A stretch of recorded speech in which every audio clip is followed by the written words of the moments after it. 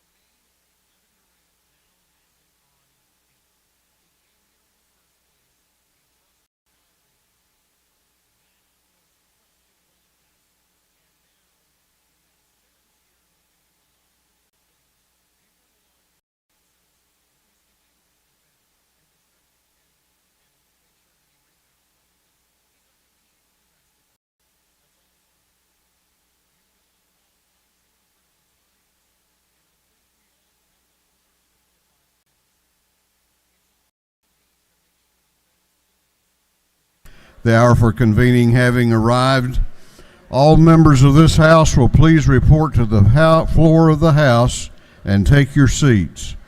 All members will report to the House. The clerk will ring the bell.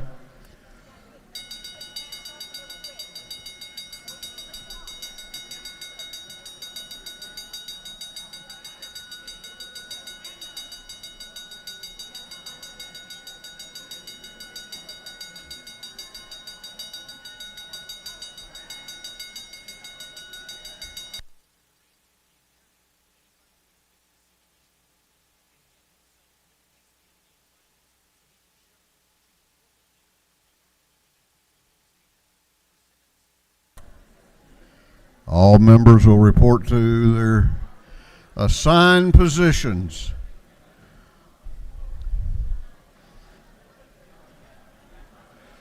All right, we're going to have the morning roll call.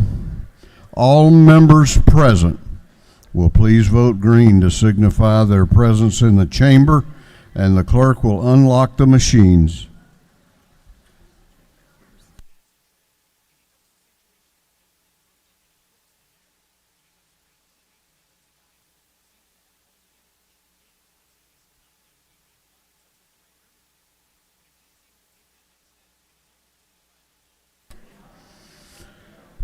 Have all members voted?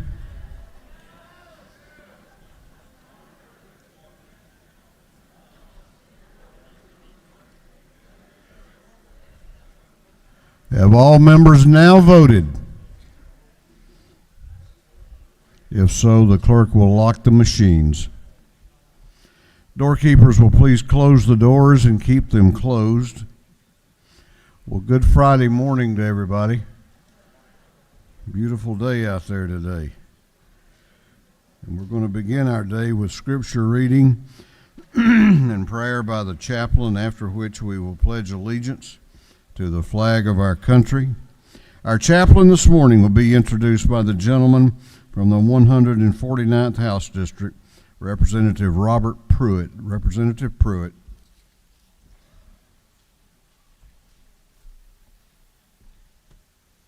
Thank you, Mr. Speaker. Good morning, colleagues. It's my privilege and honor this morning to introduce Pastor Cecil Barden.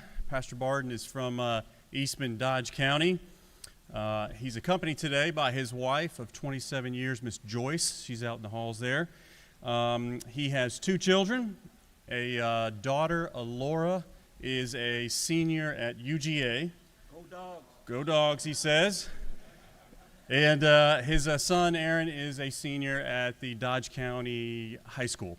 Pastor Barden is a graduate from Mercer with a criminal justice. He also has a Master's of Divinity from New Orleans Theology Seminary, and he's working on his doctorate right now.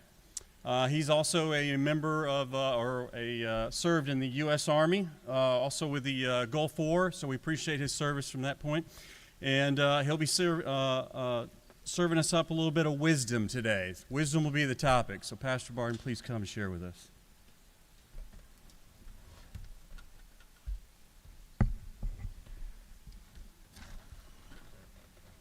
It is a privilege and honor to stand before you today, to Speaker Ralston and all the members of the Georgia House of Representatives. Greetings from Faith in Action Baptist Church in Eastman, Georgia. And a special thanks to Representative Robert Pruitt for inviting me to be the chaplain of the day. I heard a story the other day that exemplifies what I want to talk about today. There was this young man, and he couldn't unclog his sink. And finally, he came to the point where he had exhausted all his avenues. He had tried Drano, all kind of chemicals. He tried to unclog it. He decided to call a plumber, and the plumber shows up and he shows him where the clog is at, and he opens the cabinets up under the kitchen sink and he sees those are metal pipes, and the plumber says, I need to go back to the truck right quick and I'll be right back. And so he heads out and he goes out to his truck, and in about a couple of minutes he comes back in and he opens the bottom of those doors under the kitchen sink, and he takes that metal hammer and he, BAM!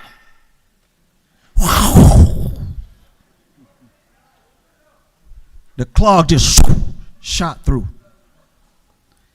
And then he said, he looked at the young guy and he said, that'll be $75. The young man said, $75? All you did was hit the pipe with the hammer. The plumber looked at him and he says, but I know where to hit. So a lot of times we pay for wisdom. And that's what I want to talk about today. We all need wisdom. In fact, in this time of pandemic and in these times of financial upheaval and these uncertain days, we all need the thing we call wisdom. The Bible says in wisdom, the Bible teaches in wisdom in Proverbs 9:10, how do you get wisdom? It says the fear of the Lord. Let me say that one more time. The fear of the Lord is the beginning of wisdom, and knowledge of the Holy One is understanding. In James chapter 1, verse 5, he says, if any of you lacks wisdom, guess what you should do? The Bible says you should ask God, that gives you generously without finding fault, and it will be given to you. Two things we need to do to obtain wisdom. First, we must fear God. Not an unhealthy fear, but a reverential fear. What do you mean, Pastor? I'm glad you asked. We stand in awe. We are to stand in reverence of God. We are to admire the almighty El Shaddai God, the El Elyon, the Most High God. We are to fear him, and it will lead to wisdom. I'm about ready to shout up in here in a minute. Secondly, we are to ask God for wisdom. And that's what James says. He says, you are to ask God for wisdom. If any of you lacks wisdom, ask God. So if we're going to have wisdom, we must ask God. We must be humble enough to ask. I'm not going to be before you long. I'm going to close with this last story. I was a youth minister before I became a pastor, and I was outside one time, and we were having this fellowship with a lot of our teenagers. And one of the teenagers' name is Justin. He was a real low-key young man, and he didn't like to talk. And I was eating some boiled peanuts. Somebody say boiled peanuts. And I was eating those boiled peanuts. And Justin was coming closer and closer. I could see him out of my peripheral vision. And he kept getting closer and closer. I could almost feel his breath on my hair and breathing on my neck. And I messed around and turned around too quick, almost kissed Justin. I said, what you doing, man? He wouldn't say anything, but I knew what he really wanted. He wouldn't ask for the boiled peanuts. So finally, you know what I did? I said, do you want some peanuts, Justin? Let me tell you what I did. I wanted to give him the peanuts, but Justin wasn't ready to ask. And finally I said, do you really want some, Justin? He said, yes. That's how he said it. Yes. I took the whole bag and I gave him all of the boiled peanuts. You know why I did that? Because he asked. Well, the Bible says if you want wisdom, you must fear God, you must ask God, and God will give it to you generously without finding fault. So here's the last thing I want to say. Don't be a Justin. Be humble enough to ask for wisdom. Amen. Let's stand together and we'll pray.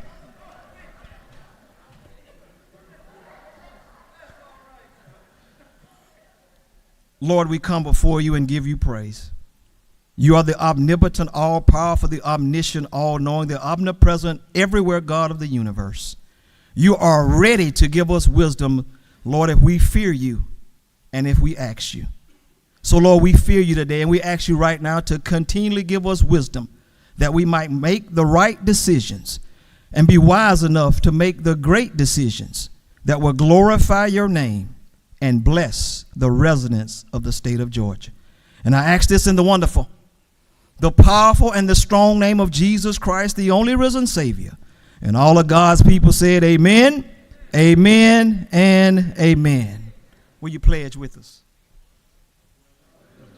To the flag of the United States of America and to the republic for which it stands, one nation, under God, indivisible, with liberty and justice for all.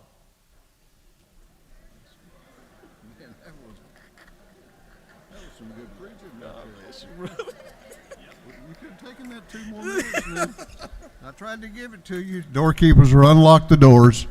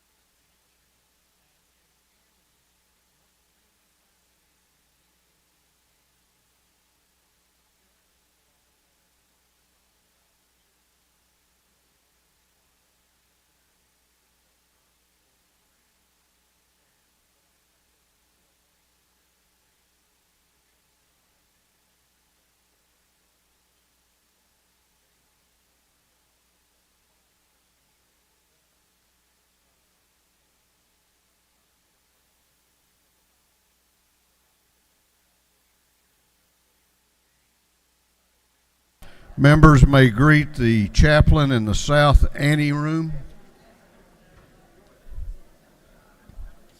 The chair recognizes Chairman Hogan, the chair of the Committee on Information and Audits. Thank you, Mr. Speaker. Your Committee on Information and Audits has read the journal of the previous legislative day and found it to be correct.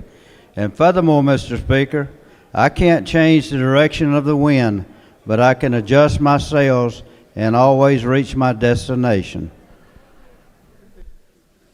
Chairman Hogan, the chair of the Committee on Information and Audits, reports that the journal of the previous legislative day has been read and found to be correct.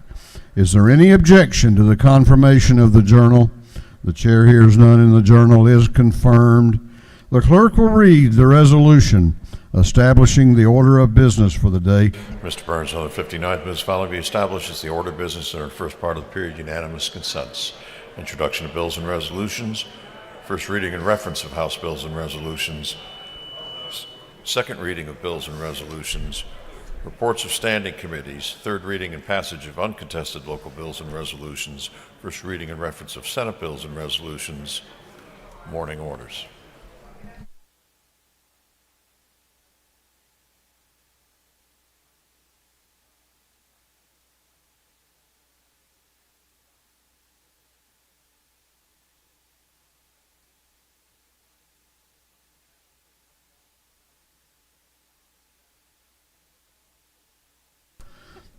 Is there any objection to the adoption of the resolution establishing the order of business for the day? The chair hears none, and the resolution is adopted. First reading of bills and resolutions. The clerk will read. House Bill 1300 by Representative Holmes, the 129th bill be titled Act amending that created Jasper County Water and Sewer Authority. Intergovernmental coordination. House Bill 1301 by Representative Hogan of the 179th, Watson of the 172nd, Campbell of the 15th, Bentley of the 139th, Meeks of the 178th, and others. Bill being titled Act to amend Chapter 60 of Title 36 of the Official Code of Georgia Annotated relating to general provisions applicable to counties and municipal Governmental affairs. House Bill 1302 by Representative Bonner of the 72nd, Carpenter of the 4th, Lott of the 122nd. Meet the Act of the 73rd, McDonald of the 26th, and others. Bill be titled an Act to amend Chapter 7 of Title 48 of the Official Code of Georgia Annotated relating to income taxes. Ways and Means. House Bill 1303 by Representative Dickey, the 140th, England of the 116th, Berkeley, 155th, Irwin of the 28th, Bentley of the 139th, and others. Bill be titled an Act to amend Part 3 of Article 6 of Chapter 2 of Title 20 of the Official Code of Georgia Annotated relating to educational programs. Education. House Bill 1304 by Representative Hawkins, the 27th, Jackson, the 128th, Cooper, the 43rd, Dempsey, the 13th, Gaines, the 117th, and others. Bill be titled an Act to amend Title 31 of the Official Code of Georgia Annotated relating to health. Health and Human Services. House Bill 1305 by Representative Neal of the 74th and Mallow of the 163rd.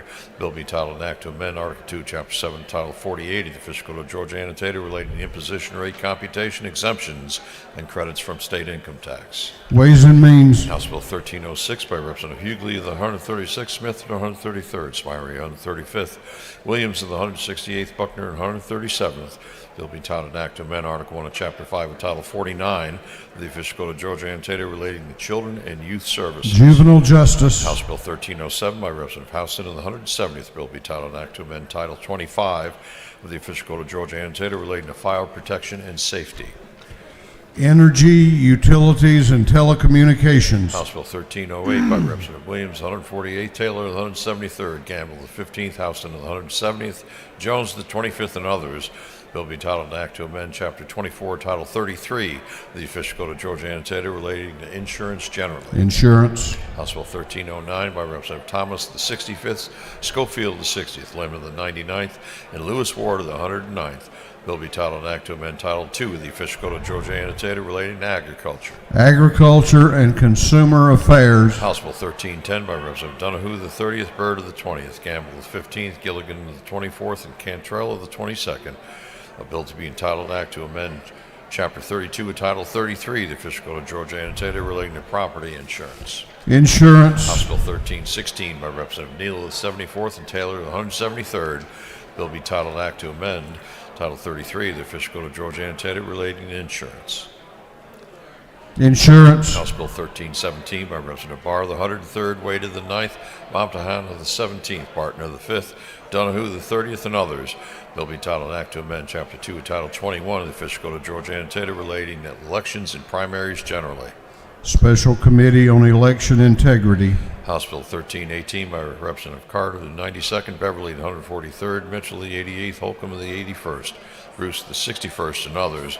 Bill be titled an act to amend Part 1 of Article 11 of Chapter 2 of Title 21 of the Official Code of Georgia Annotator relating to general provisions regarding preparation for and conduct of primaries and elections. Special Committee on Election Integrity. House Bill 1319 by Representative Werkhuis of the 157th, Wiedauer of the 119th, Gaines of the 117th, Kelly the 16th, Green of the 151st, and others. Bill be titled an act to amend Part 3 of Article 7 of Chapter 3 of Title 20 of the Official Code of Georgia Annotator relating to Georgia Student Fines Authority.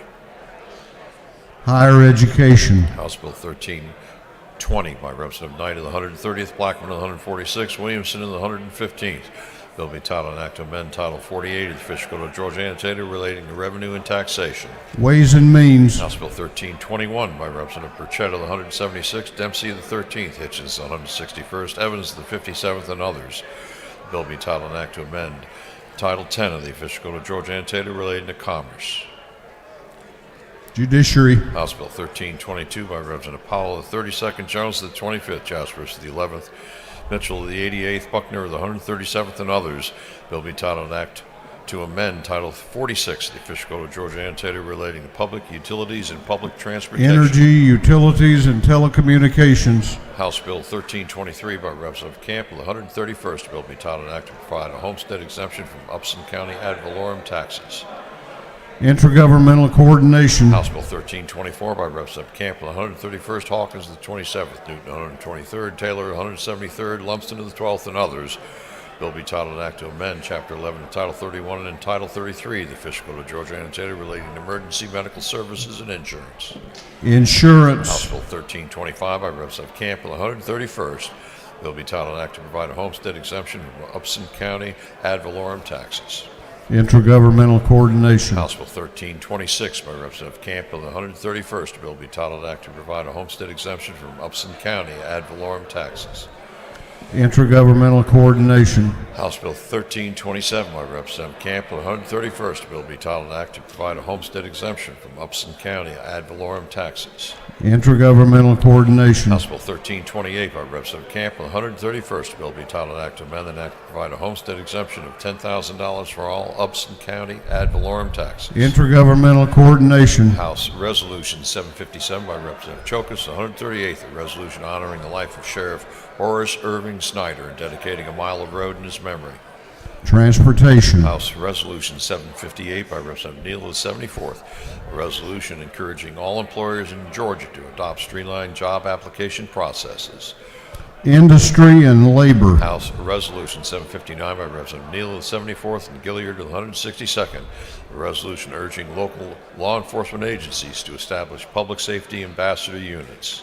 Public Safety and Homeland Security. Senate Bill 231 by Senator Anna Duarte of the 31st, Payne of the 54th. Parent of the 42nd, Albers the 56th, Halpern of the 39th, and others, will be titled an act to amend Chapter 2 of Title 20 of the Official Code of Georgia Annotated relating to elementary and secondary education. Education. Senate Bill 277 by Senator Mullis, the 53rd, Harper the 7th, Huffstetler the 52nd, Ginn of the 47th. Bill being titled an act to amend Part 3 of Article 4, Chapter 11 of Title 16 of the Official Code of Georgia Annotated relating to carrying and possession of firearms. Public Safety and Homeland Security. Senate Bill 340 by Representative Kirkpatrick of the 32nd, Watson the 1st, Burke of the 11th, Dugan of the 30th, Howell of the 48th, and others. Bill being titled an act to amend Code Section 31795 of the Official Code of Georgia Annotated relating to funding of medical education. Health and Human Services. Senate Bill 358 by Senator Kirkpatrick of the 32nd, Thompson of the 14th, Harbison of the 15th, Robertson of the 29th, Anna Duarte of the 31st, and others. Bill being titled an act to amend Code Section 3555 of the Official Code of Georgia Annotated relating to Georgia Public Safety Training. Public Safety and Homeland Security. Senate Bill 361 by Senator Walker of the 20th, Harbison of the 15th, Mullis the 53rd, Cowser of the 46th, Albers the 56th, and others. Bill being titled an act to amend Chapter 7 of Title 48 of the Official Code of Georgia Annotated relating to income taxes. Ways and Means. Senate Bill 453 by Senator Kenny the 18th. A bill be titled an act to amend an act known as the Macon Water Authority Act. Intergovernmental Coordination. Senate Bill 457 by Senator Burns the 23rd and Anderson the 24th. A bill be titled an act to amend an act providing for the consolidation of Richmond County and the city of Augusta. Governmental Affairs. Senate Bill 458 by Senator Burns the 23rd and Anderson the 24th. A bill be titled an act to amend an act regulating public instruction for the county of Richmond. Governmental Affairs. Senate Bill 462 by Senator Summers of the 13th. A bill be titled an act to amend an act reconstituting the Board of Education of Lee County. Intergovernmental Coordination. That completes first readers. Second reading of bills and resolutions. The clerk will read. House Bill 1288 by Representative Taylor of the 173rd, Williams of the 145th, Bentley of the 139th, Dempsey of the 13th, Collins of the 68th, and others. A bill relating to State Employees Assurance Department. House Bill 1289 by Representative Taylor of the 173rd, Stevens of the 164th, Petrie of the 166th, Hogan of the 179th, Buckner of the 137th, and others. A bill relating to surface mining. House Bill 1290 by Representative Corbett of the 174th, LaHood of the 175th, Burchett of the 176th, Watson of the 172nd, Rhodes of the 120th. A bill relating to exemptions from sales and use taxes. House Bill 1291 by Representative Smith of the 133rd, Williams of the 148th, Wiedauer of the 119th, Williamson of the 115th, Fry of the 118th. A bill relating to exemptions from sales and use tax. House Bill 1292 by Representative Jaspers of the 11th, Mathis of the 144th, Irwin of the 28th, England of the 116th, Perkle of the 155th. A bill relating to education. House Bill 1293 by Representative Lim of the 99th, Wynn of the 89th, Byrd of the 20th, and Park of the 101st. A bill relating to general provisions of state government. House Bill 1294 by Representative Corbett of the 174th, Rhodes of the 120th, LaRicki of the 169th, LaHood of the 175th, Ridley of the 6th. A bill relating to government agent to access abandoned mobile home, lien on intact mobile home, derelict mobile homes, notice and governmental immunity. House Bill 1295 by Representative Corbett of the 174th, Irwin of the 28th, Wade of the 9th, Dubnick of the 29th. A bill relating to employment under the Equality Basic Education Act. House Bill 1296 by Representative Kennard of the 102nd, a bill relating to general provisions of wills, trusts, and administration of estates. House Bill 1297 by Representative Gamble of the 15th, Fry of the 118th, Wiedauer of the 119th, Washburn of the 141st, Barr of the 103rd, and others, a bill relating to property insurance. House Bill 1298 by Representative Gamble of the 15th, Mathiak of the 73rd, Green of the 151st, Williams of the 145th, Seabaugh of the 34th, a bill relating to liens of hospitals and nursing homes. House Bill 1299 by Representative Leverett of the 33rd, a bill to provide that the judge of the probate court of Elbert County shall serve as the chief magistrate judge of the magistrate court of Elbert County. House Bill 1311 by Representative Burchett of the 176th, a bill to authorize the assessment and collection of a technology fee by the probate court of Lanier County. House Bill 1312 by Representative Houston of the 170th, a bill to amend an act to creating the Board of Education of Berrien County. House Bill 1313 by Representative Burchett of the 176th, a bill to amend an act creating the Office of Commissioner of Roads and Revenues of the County of Atkinson. House Bill 1314 by Representative Camp of the 131st, a bill to amend an act to provide for the merger and consolidation of the existing Upson County school system and the existing City of Thomaston independent school system into a single county-wide school system. House Bill 1315 by Representative Burchett of the 176, a bill to amend an act constituting the Board of Education of Atkinson County. House Resolution 756 by Representative Everett of the 33rd, Stevens of the 164th, Bentley of the 139th, Fry of the 118th, Blackman of the 146th, and others. A resolution proposing amendment to the Constitution so as to provide that the qualified low-income building projects may be classified as a separate class of property for ad valorem property tax purposes. Senate Bill 370 by Senator Calvert of the 46th, Hufstetler of the 52nd, Payne of the 54th, Jones the 2nd of the 22nd, Parrott of the 42nd, and others. A bill relating to income taxes. Senate Bill 406 by Senator Hickman of the 4th. A bill to amend an act reconstituting the Board of Education of Effingham County. Senate Bill 407 by Senator Hickman of the 4th. A bill to amend an act creating the Board of Commissioners of Effingham County. Senate Bill 409 by Senator Payne of the 54th. A bill to revise and restate the law relating to Whitfield County Board of Education. Senate Bill 410 by Senator Payne of the 54th and Hufstetler of the 52nd. A bill to amend an act to create a new Board of Education for Gordon County. Senate Bill 411 by Senator Anna Duarte of the 31st. A bill to amend an act to provide for the election of the members of the Board of Education of Haralson County. Senate Bill 412 by Senator Anna Duarte of the 31st. A bill to amend an act creating the Board of Commissioners of Roads and Revenues in and for the County of Polk. Senate Bill 413 by Senator Anna Duarte of the 31st. A bill to amend an act providing a new Board of Education for the county for Polk County. Senate Bill 414 by Senator Tillery of the 19th. A bill to amend an act to recreate and establish the Board of Commissioners of Long County. Senate Bill 415 by Senator Tillery of the 19th. A bill to amend an act providing for the election of the Board of Education of Long County. Senate Bill 416 by Senator Tillery of the 19th. A bill to amend an act reconstituting the Board of Commissioners of Telfair County. Senate Bill 417 by Senator Harper of the 7th. A bill to amend an act creating the Board of Education of Berrien County. Senate Bill 418 by Senator Harper of the 7th. And a bill to amend an act creating the Board of Commissioners of Roads and Revenues of Berrien County. Senate Bill 422 by Senator Goodman of the 8th. A bill to amend an act to supersede the laws pertaining to the governing authority of Lowndes County. Senate Bill 423 by Senator Goodman of the 8th. A bill to amend an act providing for the number of members and the election of members of the Board of Education of Lowndes County. Senate Bill 424 by Senator Goodman of the 8th. A bill to amend an act creating the Board of Commissioners of Brooks County. Senate Bill 425 by Senator Goodman of the 8th. A bill to amend an act creating a new Board of Education of Lanier County. Senate Bill 426 by Senator Goodman of the 8th. A bill to amend an act creating a Board of Commissioners of Lanier County. Senate Bill 427 by Senator Goodman of the 8th. A bill to amend an act providing for the election of members of the Board of Education of Clinch County. Senate Bill 428 by Senator Goodman of the 8th. A bill to amend an act creating a Board of Commissioners of Clinch County. Senate Bill 429 by Senator Goodman of the 8th. A bill to amend an act to provide for the reapportionment of the Board of Education of Brooks County. Senate Bill 432 by Senator Burns of the 23rd. A bill to amend an act for the election and creation of a Board of Commissioners of Screven County. Senate Bill 433 by Senator Burns of the 23rd. A bill to amend an act providing for the election of members of the Board of Education of Screven County. Senate Bill 434 by Senator Burns of the 23rd. A bill to amend an act providing a Board of Commissioners of Warren County. Senate Bill 436 by Senator Kennedy of the 18th, Lucas of the 26th, and Jones of the 25th. A bill to amend an act to provide for the restructuring of the City of Macon, City of Payne City, and Bibb County. Senate Bill 437 by Senator Alberts of the 56th, Beach of the 21st, Kirkpatrick of the 32nd, Brass of the 28th. A bill to amend an act creating the Board of Commissioners of Fulton County. Senate Bill 446 by Senator Burns of the 23rd. A bill to amend an act reconstituting the Board of Education of Warren County. Senate Bill 447 by Senator Burns of the 23rd. A bill to amend an act creating the Board of Commissioners of Glasscock County. Senate Bill 450 by Senator Strickland of the 17th and Anderson of the 43rd. A bill to amend an act to reestablish the Board of Commissioners of Newton County. Senate Bill 451 by Senator Strickland of the 17th and Anderson of the 43rd. A bill to amend an act providing a new Board of Education for Newton County through second readers.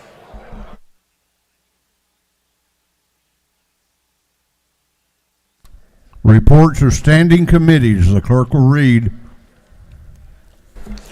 Representative John LaHood of the 175th District, Chairman of the Committee on Game, Fish, and Parks, submitted the following report. Mr. Speaker, Committee on Game, Fish, and Parks is under consideration the following bills of the House. Instructed me to report the same back to the House. The following recommendations: House Bill 1147 do pass. House Bill 1148 do pass. House Bill 1233 do pass by substitute. Respectfully submitted, John LaHood of the 175th District, Chairman. Representative Stration of the 104th District, Chairman on Committee on Judiciary, submitted the following report. Mr. Speaker, your Committee on Judiciary has had under consideration the following bills of the House and instructed me to report the same back to the House with the following recommendations. House Bill 974 do pass by substitute. House Bill 1137 do pass. House Bill 1271 do pass by substitute. House Bill 1274 do pass. House Bill 1275 do pass by substitute. Respectfully submitted, Representative Stration of the 104th District, Chairman. Representative Shaw Blackman of the 146th District, Chairman on Committee on Ways and Means, submitted the following report. Mr. Speaker, your Committee on Ways and Means has had on consideration the following bills of the House and the Senate has instructed me to report the same back to the House with the following recommendations.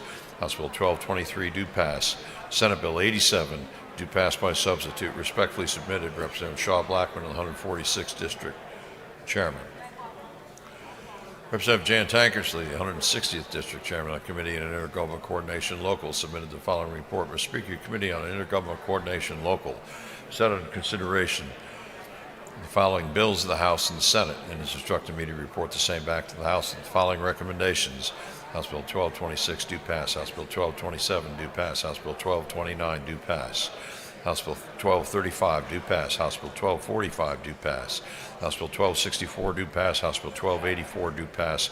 House Bill 1285 do pass. House Bill 1286 do pass. House Bill 1287 do pass. Senate Bill 384 do pass. Senate Bill 385 do pass. Senate Bill 391 do pass by committee substitute. Senate Bill 392 do pass. Senate Bill 399 do pass. Senate Bill 400 do pass. Senate Bill 401 do pass. Senate Bill 402 do pass. Senate Bill 430 do pass. Senate Bill 431 do pass. House Bill 1228 do pass. House Bill 1230 do pass. Respectfully submitted, Representative Jan Tankersley, the 160th District, Chairman. That completes the reading of the reports of standing committees.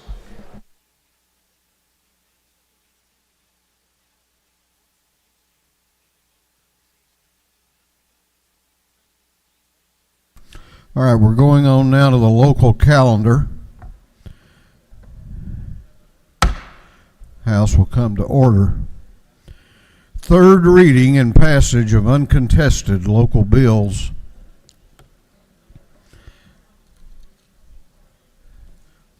That we have both a local calendar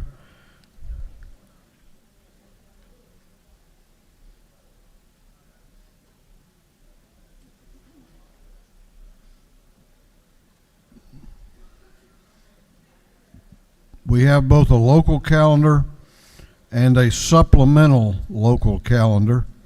If there's no objection, the chair is going to direct the clerk to read them together, and they will be voted on together. The local calendar and the supplemental calendar are being considered together.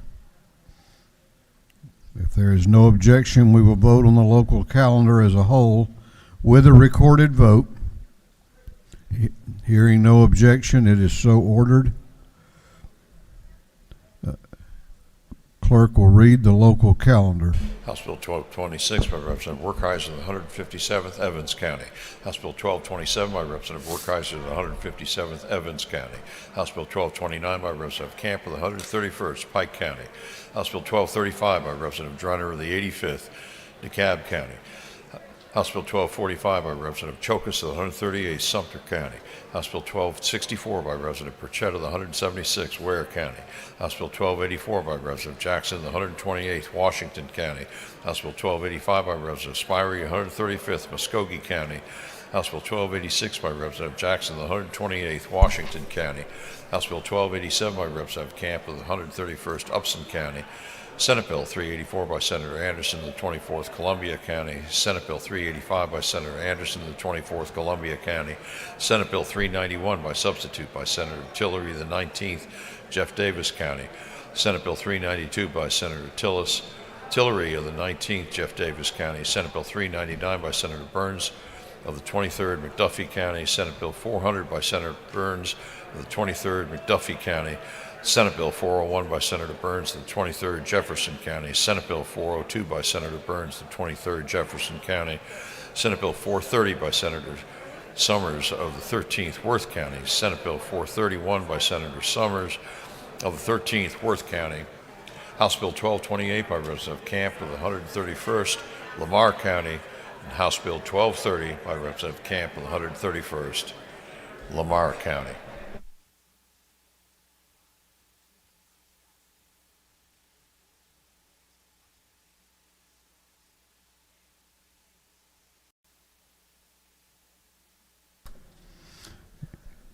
Is there any objection to the previous question being ordered on the local calendar?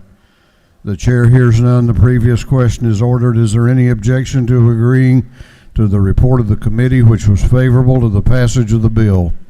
bills? The chair hears none. The report of the committee is agreed to.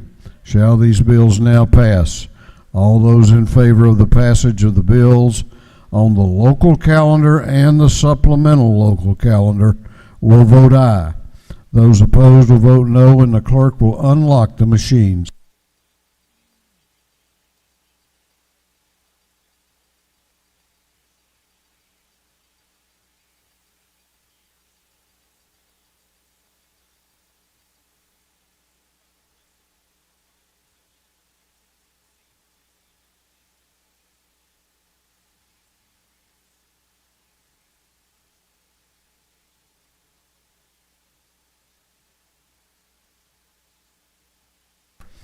Have all members voted?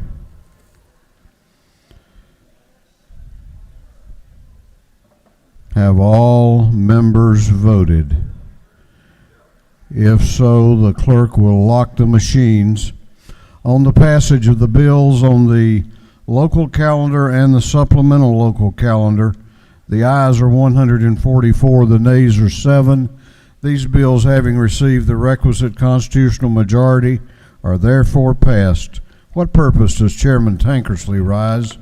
Mr. Speaker, I rise to make a motion. State your motion. I move we immediately transmit the local and supplemental calendars to the Senate.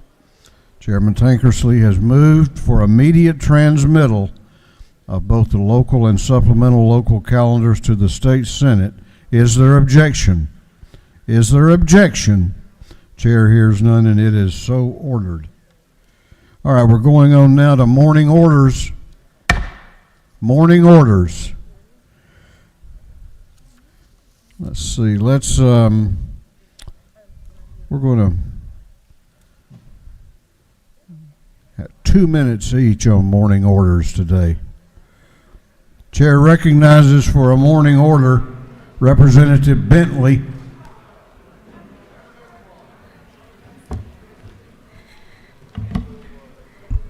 Thank you, Mr. Speaker, and happy Friday, colleagues.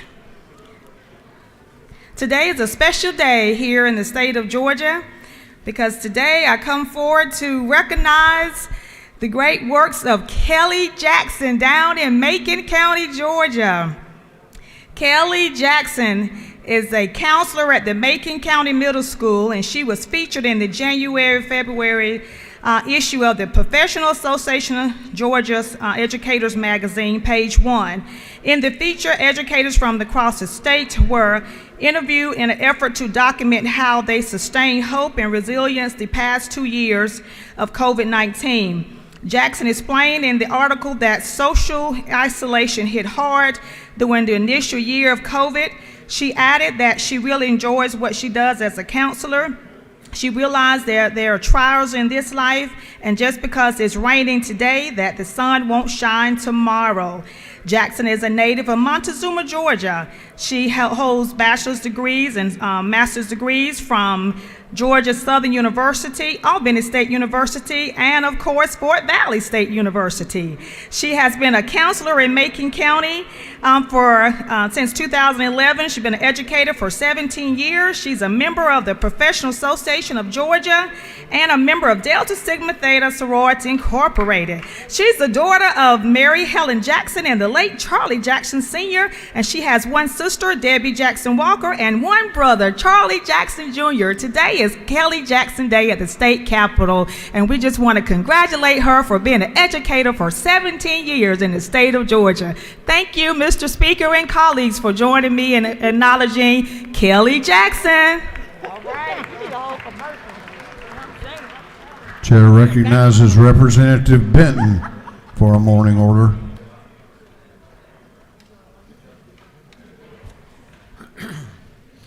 Thank you, Mr. Speaker. Want to call attention to the members, for the members of the House about 2 birthdays, one today, one tomorrow. Today, February the 11th, is Jackson County's birthday. That is my home county. Today, Jackson County is 226 years old. It was carved off of Franklin County. It was named in honor of General James Jackson. The county was originally 1,800 square miles. In 1801, the General Assembly granted 40,000 acres of land in the county for a state college, Franklin College. Classes began that year. The same year, the town of Athens was developed around the school, and a new county was created, Clark, from Jackson County. Other counties created from Jackson were Madison, Walton, Gwinnett, Hall, Banks, and Barrow. Tomorrow is a little older birthday. Tomorrow is Georgia's birthday, February the 12th, 1733. That makes Georgia 289 years old. It was founded by English colonists. They were led by James Oglethorpe. They sailed up the Savannah River and landed at Yamacraw Bluff and founded the town of Savannah, the first permanent English settlement in Georgia. There were 4 reasons for Georgia, as stated in the charter: trade, defense of South Carolina, religious freedom, home for debtors. It was only successful at defense of South Carolina and religious freedom. They were not able to develop the type of trade that they were wanting in wine and silk, and no debtor ever came to Georgia. Thank you, Mr. Speaker. I'll yield the way. Representative, I thought you were going to tell them who else's birthday's tomorrow. You know who else has a birthday tomorrow? Abraham Lincoln.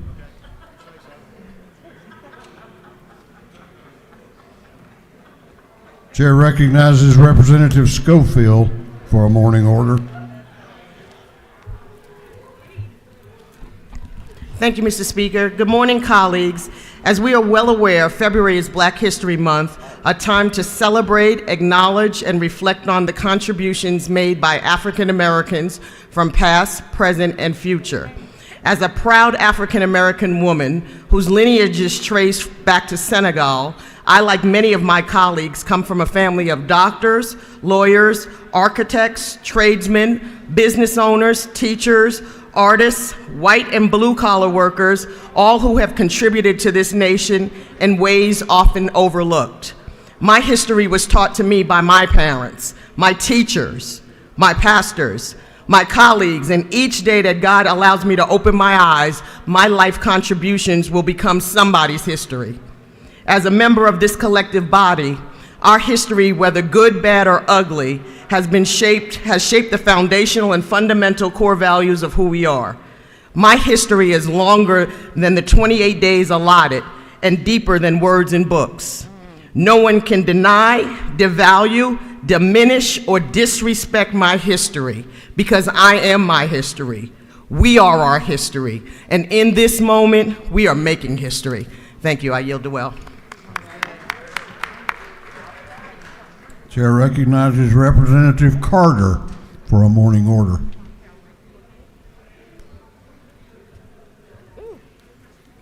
Thank you, Speaker Ralston. Good morning, everyone.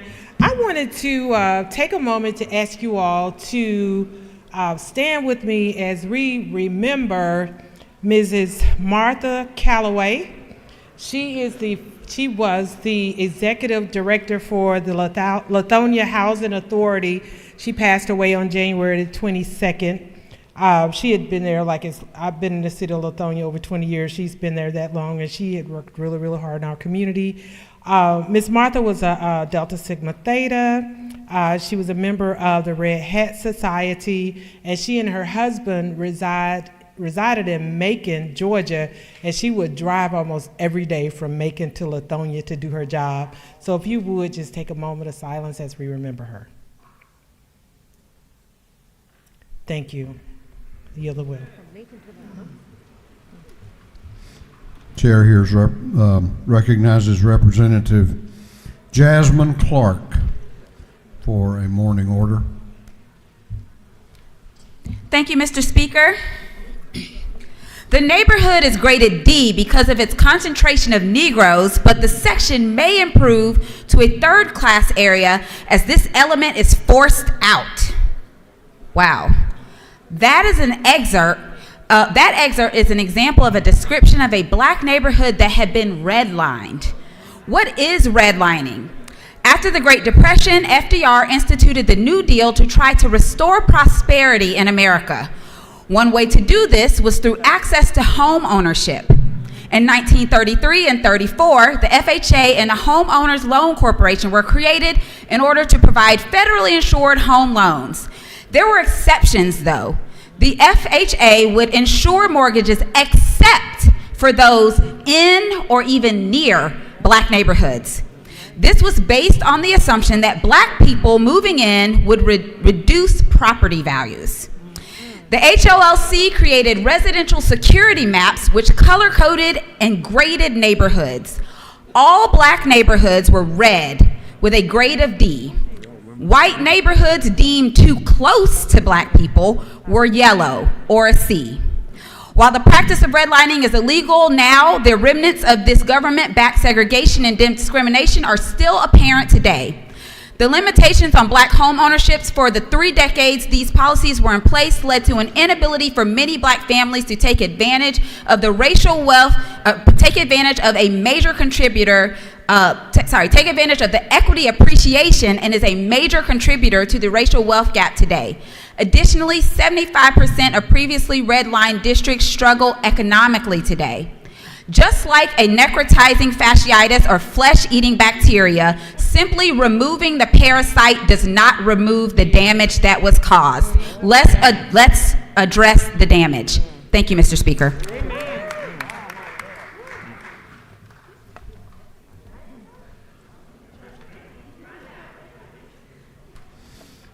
Chair recognizes Representative Hutchinson for a morning order. Good morning, colleagues. Today I bring to you 13-year-old Jameer. Jameer is an energetic, fun-loving, thoughtful, creative boy who likes to draw, skate, and run. He also enjoys listening to hip-hop music. He likes playing the game of life, computer games, football, and watching the movie Roll Bounce, and football games. Jameer is one of the hundreds of children who are available for adoption in the state of Georgia. This one is very special, so I hope that you look at him and find him a family, because I fell in love with him last night. Thank you, Mr. Speaker. I'll yield the well. Chair recognizes Representative Wilson for a morning order. Thank you, Mr. Speaker. Colleagues, the big day is here. Chairman England, I'm not talking about the budget vote in the House today, but it's Super Bowl weekend. I know a lot of people will be tuning in to the game, to watch the game this weekend, and probably just as many will be tuned in to watch the commercials. And you know the ones I'm talking about. They spend all year long putting together these commercials, invest millions of dollars into them, and it shows because they're really funny. They're really good. But there's one industry that does this better than all the others. The auto insurance industry has perfected the art of the Super Bowl commercial. So I'm sure this weekend we're going to hear from Flo and Jake, and the gecko and the emu will be running around, and I can't wait to see what the latest Mr. Mayhem has gotten himself into. But colleagues, I think every Georgian deserves to know that we are paying for those ads, because in this state, the auto insurance companies are allowed to bill those commercials back to their customers. So they are allowed to take out the most expensive airtime all year long to sell their products, and then turn around and bill back the people who have already paid for their products. And that's legal in this state. If you believe that that is outrageously unfair to Georgia consumers, as I do, please come talk to me and let's do something about it. Thank you. Chair recognizes Representative Matthew Gamble for a morning order.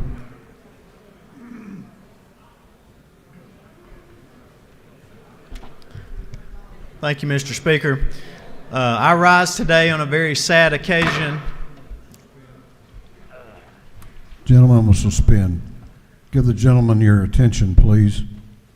I rise today on a very sad occasion. A family that lives around the corner from me in my neighborhood suffered a tragic loss last night in a fire.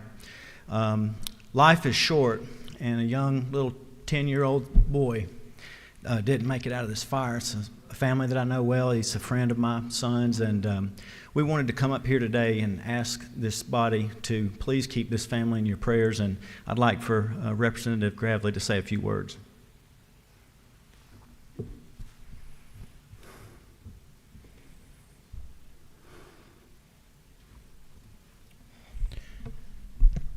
This morning I was asked to pray for a family in caucus meeting, and we do. Both caucuses asked for prayer requests. And I heard it immediately. I thought, oh my gosh, what a tragedy. I didn't know that it was a very dear friend of mine that I was praying for. So I would urge everyone this weekend, tell your family and your children you love them. Hug them. And when you pray and you ask the Lord, you go into that communication with our Father. You never know who you're lifting up. In that moment, you never know who needs you. Y'all join us in a moment of silence for this family.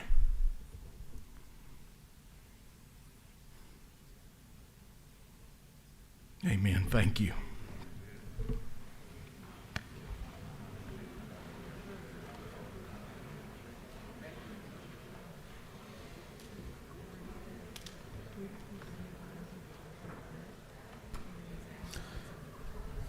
We are about to go on to the rules calendar.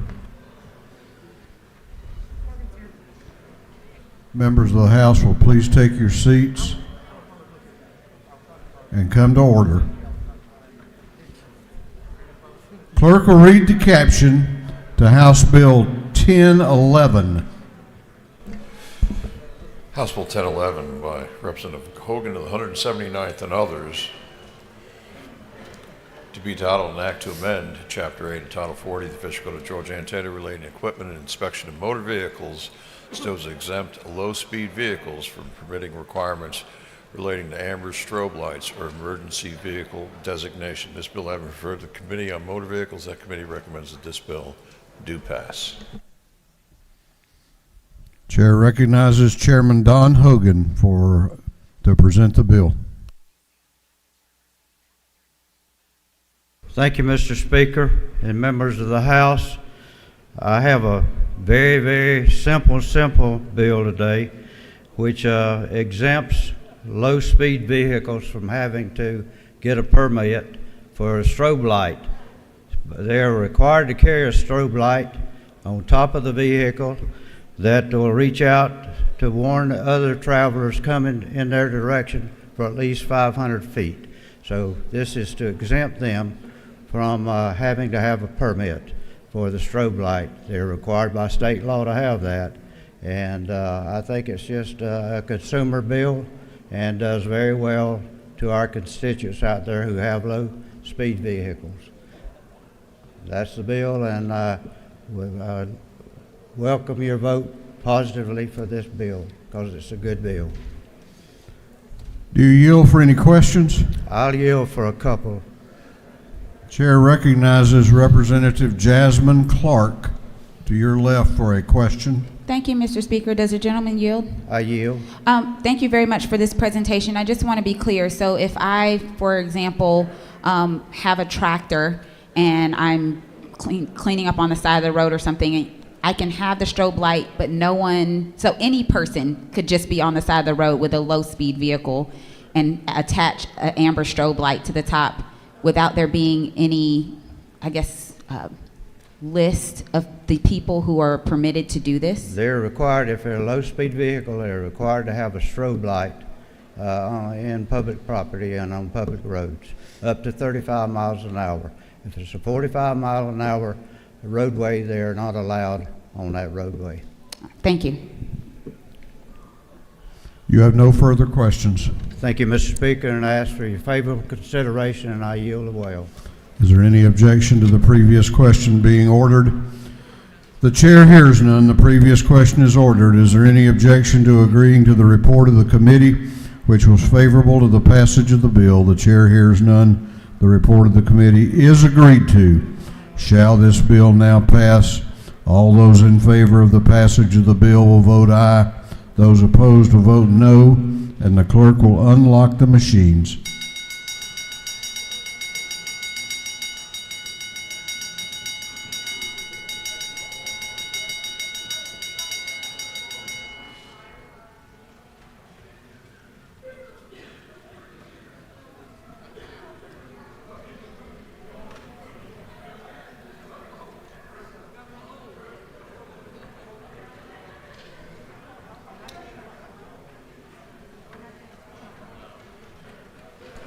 Mr. Chairman, looks like you need a new set of friends.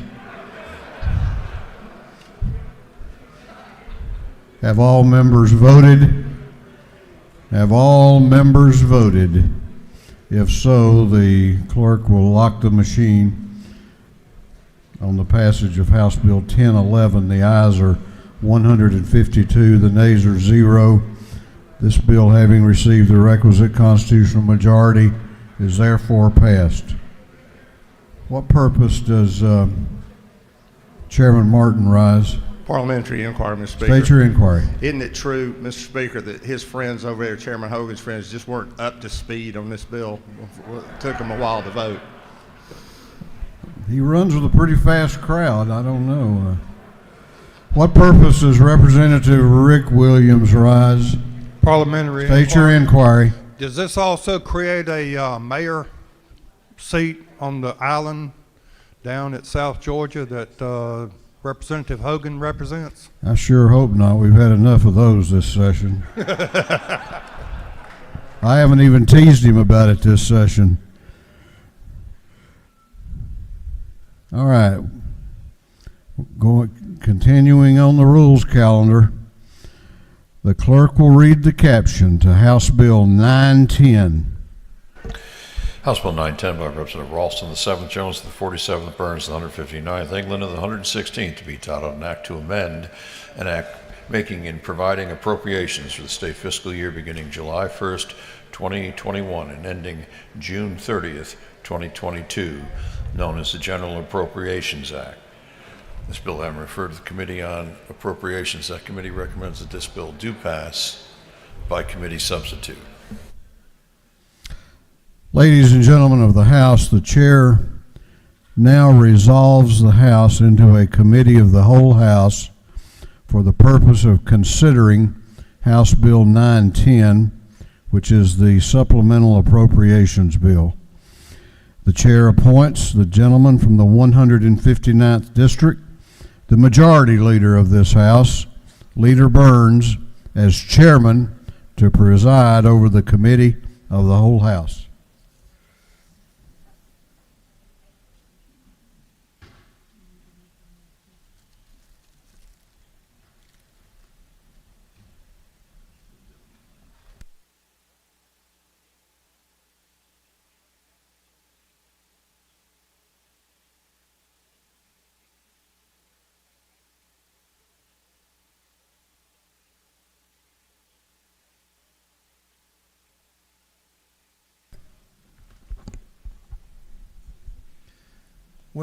Well, good morning, colleagues.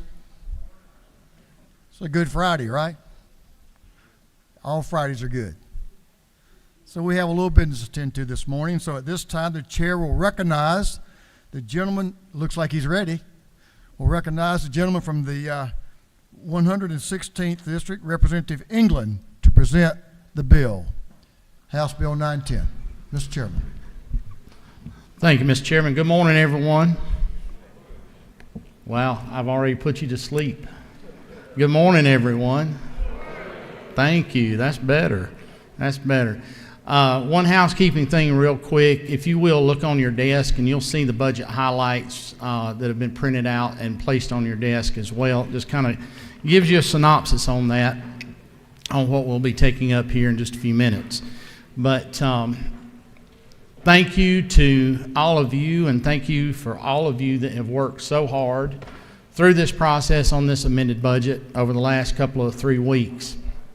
Been many hours put in by committee members and by our subcommittee chairs and everyone that's part of this budget process. But I also need to thank a few special people. And one of those, Director Kelly Farr at OPB. We have worked all summer and it feels like we've worked together constantly, almost hour by hour over the last 2.5 years as we have addressed many of the issues that have come up during this pandemic. And I just want to thank he and his staff there at OPB for the work that they've put in into the document that we started with. And of course, we've taken a little bit further because they, of course, have to lock their budget down in December. Also, there's part of them are sitting up here on the front row. I don't think everybody's here with us this morning. But the House Budget and Research Office staff, Martha and Christine, and all of our family that works over there. An incredible group of people. You've all worked with them on various issues, and it's not just budgetary issues. We all work with them on many other issues.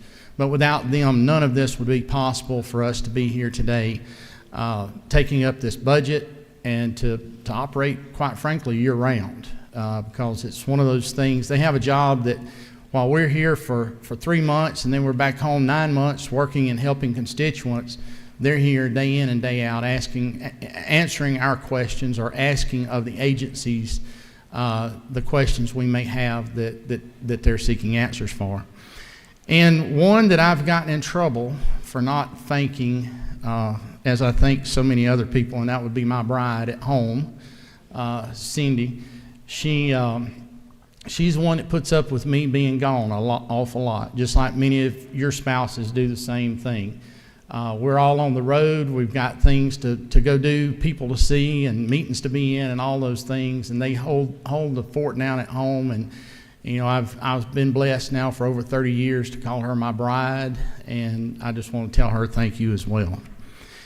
As you look at the tracking document before you today, and the version of the bill, there are 3 significant takeaways in this amended budget: education, employees, and infrastructure. You know, the one thing that we do in the amended budget every year is address education. We address the midterm adjustment for those students that have shown up halfway through the year. And so you'll see that taken care of in this budget. And we adjust that for those local systems to hold them harmless. This year's mid-year adjustment is $93 million to provide for almost 12,000 more students that have shown up. Beyond the mid-year adjustment, however, Governor Kemp had proposed, and we're agreeing, to fully fund QBE formula.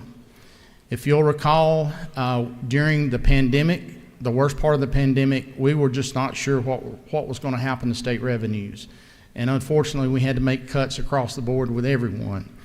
But we've gone back to backfill that cut, and that's about $383 million going back to those local school systems. And remember, that will also be fully funded in the 23 budget. So if you look at a snapshot in time of the last 5 years, 4 of those 5 years we have fully funded QBE. There are another $5 million in related expenses toward K-12 education, programming and supports such as preschool disability services and our friends at the RESAs that do so much work to support our school systems around the state. The most talked about issue in our subcommittees and in the media, and you've been hearing it back home, relates to our workforce. At the dinner tables of our Georgia public school teachers and state-supported school personnel and across the campuses of our universities and technical colleges, and that topic is raises. The pay package in this amended budget includes another $2,000 to complete the governor's promised and now fulfilled $5,000 pay raise to our school teachers, K-12 school teachers. That then will also be reflected in the 23 budget when we get to it. But also on top of that, you have another $5,000 cost of living adjustment for all the other state associated salaries effective April 1st of this year. This is the first, hear me here, the first cost of living adjustment that we as a state have been in the fiscal condition to be able to give to our employees in over 14 years. We've done merit. Give yourselves a hand on that. We've been able to do merit increases over the years, but this is the first time that we've been able to adequately adjust and pay for these COLAs. It's no one's fault. It's the creature or the basis of our economy. If the economy's not doing good, we're not doing good, and so it handicaps us for being able to recognize that. But we are taking care of that at this point. For the months prior to April 1st, and the COLA kicking in then in their paychecks for the remainder of that quarter, the $5,000 a year increase is treated as a one-time supplement earned for each pay period of employment beginning from the July 1st start of the 22 budget up until the March 31st, last pay period up to that. So those will be paid as a one-time bonus up to that point, and it'll be $3,750.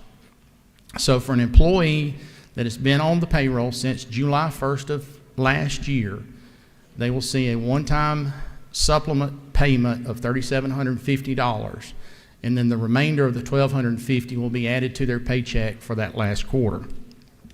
For employees that were hired after July 15th, the supplement is commensurate with the number of pay periods from their hire date.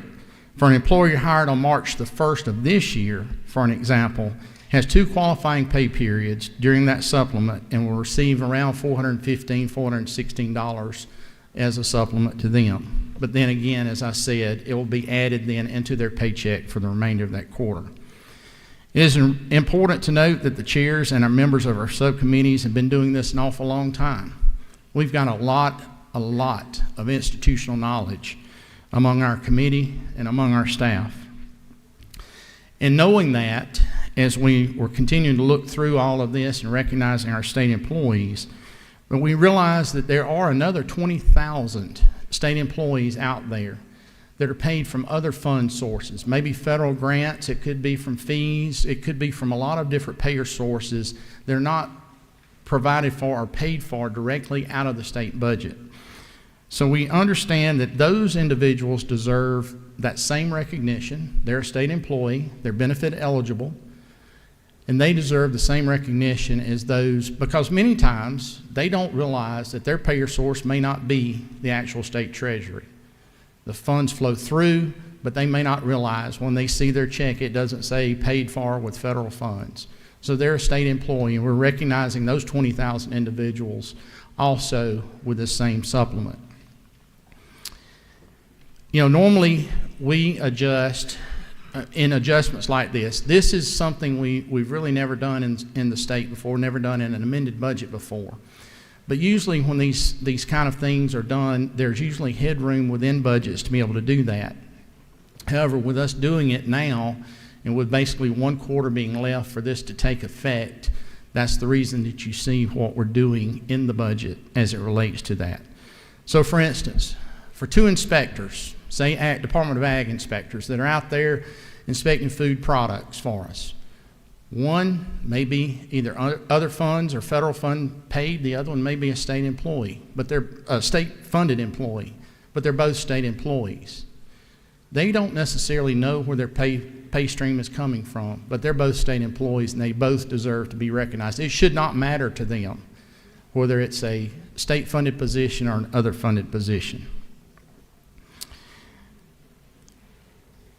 You know, as we move through this, we also see a lot of our human infrastructure that relates to how we service our constituents and those sorts of things. And so we've also, in some of those human service agencies and human services pieces, we have also made sure that those people are also recognized. And you'll see that as we go through the budget here in a little bit. But we also remember that we have individuals at home in our local school systems that are helping make the atmosphere in that school building warm and inviting and safe for those individuals. So we've also made sure that our custodians, our school nutrition workers, our bus drivers, all of those individuals, while they are not state employees, they are local employees, but we're also providing a $1,000 one-time supplement to them for what they've put up with and what they've had to deal with over this last year. So moving on into physical infrastructure. The third big takeaway from House Bill 910 is also tops around $900 million for what we're dealing with infrastructure. Many of these are one-time expenses. Most of these are one-time expenses, such as $32.3 million to replace 789 vehicles, vans, and buses, as well as $193 million to replace 1,747 school buses that are at or past their useful life. The ability of the revenue in the budget also allows us to do significant infrastructure projects that are often done with bonds. $86.9 million for equipment, technology replacement, and furnishing for construction projects nearing completion, as well as $106.6 million for regular maintenance, repairs, and construction design, and exciting advancements for the future through the property transformations, most notably safer prisons and a safer Capitol Hill for the agencies that serve here and our employees. These transformations are about $481 million. While these are three categorical takeaways from the amended $29.9 billion budget, it is also always worth reminding ourselves that there are exceptional programs and policy initiatives in the underlying bill. And the process will continue in earnest as we work with our colleagues in the Senate and the executive branch to continue our strong tradition of using our collective experiences and inputs to bring the most value to every tax dollar for our citizens. Now, if you'll flip to your tracking sheet, we'll walk through it. Those of you that were in the committee yesterday, I'm sorry that you're going to hear much of the same thing, but it is time for our fellow members of the House to hear the same stuff too. So I'm not going to go through every change. You can say thank you, amen, whatever. I'm not going to go through every change because a lot of the changes Amen. that you're going to see are related either to the $5,000 supplement for our state employees or the $5,000 supplement to our other funded employees. So a lot of agencies, you'll see changes there, but that's all tied back to those things. I will point out some of the bond and cash items that we did pull forward out of the 23 budget to take care of that are all one-time expenditures. So in the state Senate, no changes. In the House of Representatives, Section 2, you'll see the adjustment there and truing up of the number at 2.1.1 for our state employees, employees here of the General Assembly. Section 3, General Offices, or Joint Offices of the General Assembly. You'll see at 3.1.2, the Legislative Services Committee back in the fall met to consider some technology upgrades for this building and for the CLOB. And what you'll see there is the money to start addressing many of those upgrades and out-of-date equipment that needs to be addressed in this building. Department of Audits and Accounts. Of course, Department of Audits and Accounts is a legislative agency, but you'll see there the adjustments that I mentioned on the statewide changes as well.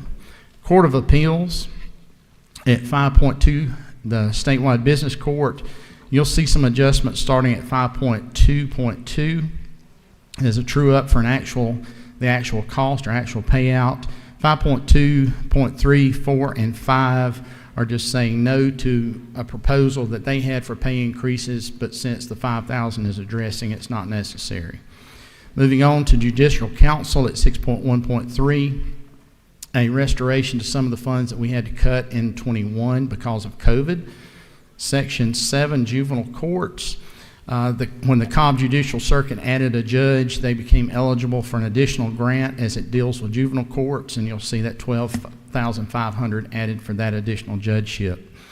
Under prosecuting attorneys, you'll see some adjustments starting at 8.2.6 for actual start dates, just capturing some savings there.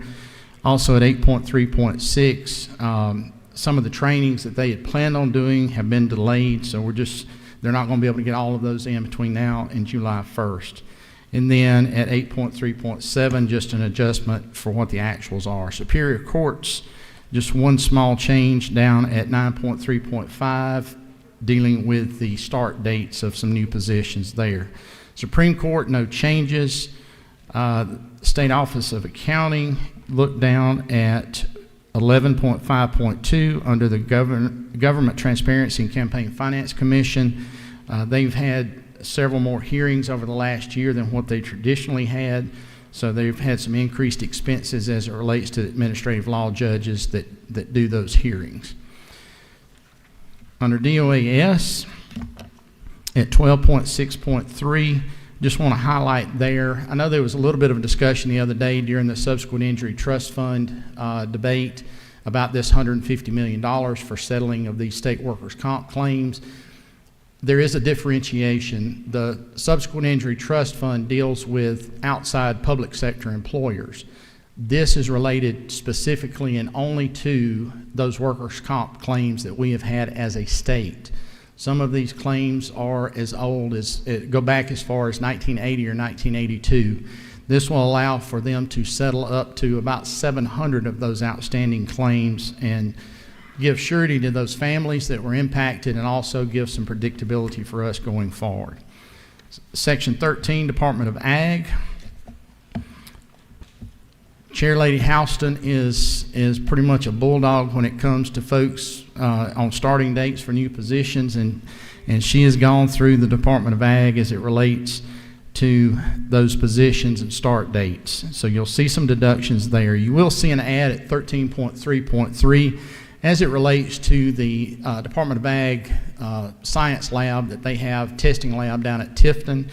We've pulled forward a bond to take care of an HVAC replacement and roof replacement for them down there. Moving on over to 13.6.2 as the Georgia Ag Exposition Authority, otherwise known to all of us as the Fairgrounds down at Perry. You'll see a bond request there. It's not the full request, but it does put some money in there for them to prioritize their needs, as most of those original buildings are now at the 30-year mark and needing upgrades on HVAC, roofs, and several other pieces there as well. And then a capture of some savings under soil and water conservation at 13.7.4. Banking and finance, no changes. Moving on over to section 15, DBHDD. At 15.2.3, you will see an ad there for one of the state's partners called Georgia Options, based over in Athens.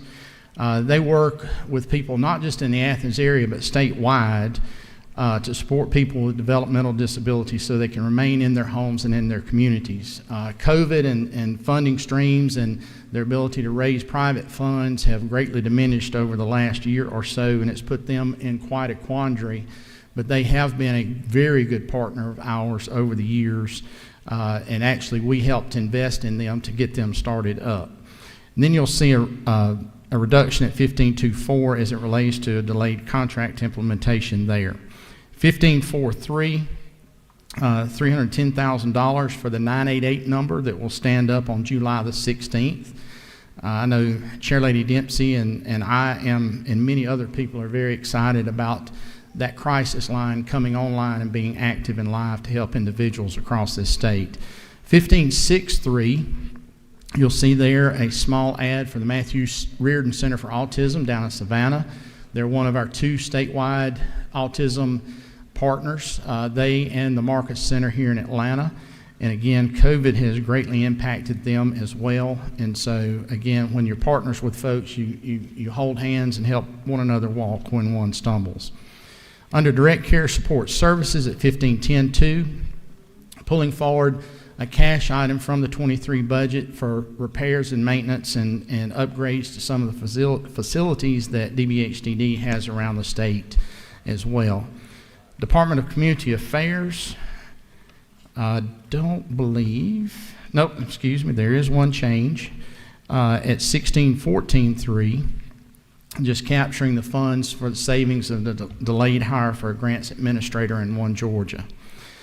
Section 17, Department of Community Health. If you'll flip over to section 17.7, you'll see some adjustments. As I mentioned in my opening comments, OPB has to lock their budget down in December.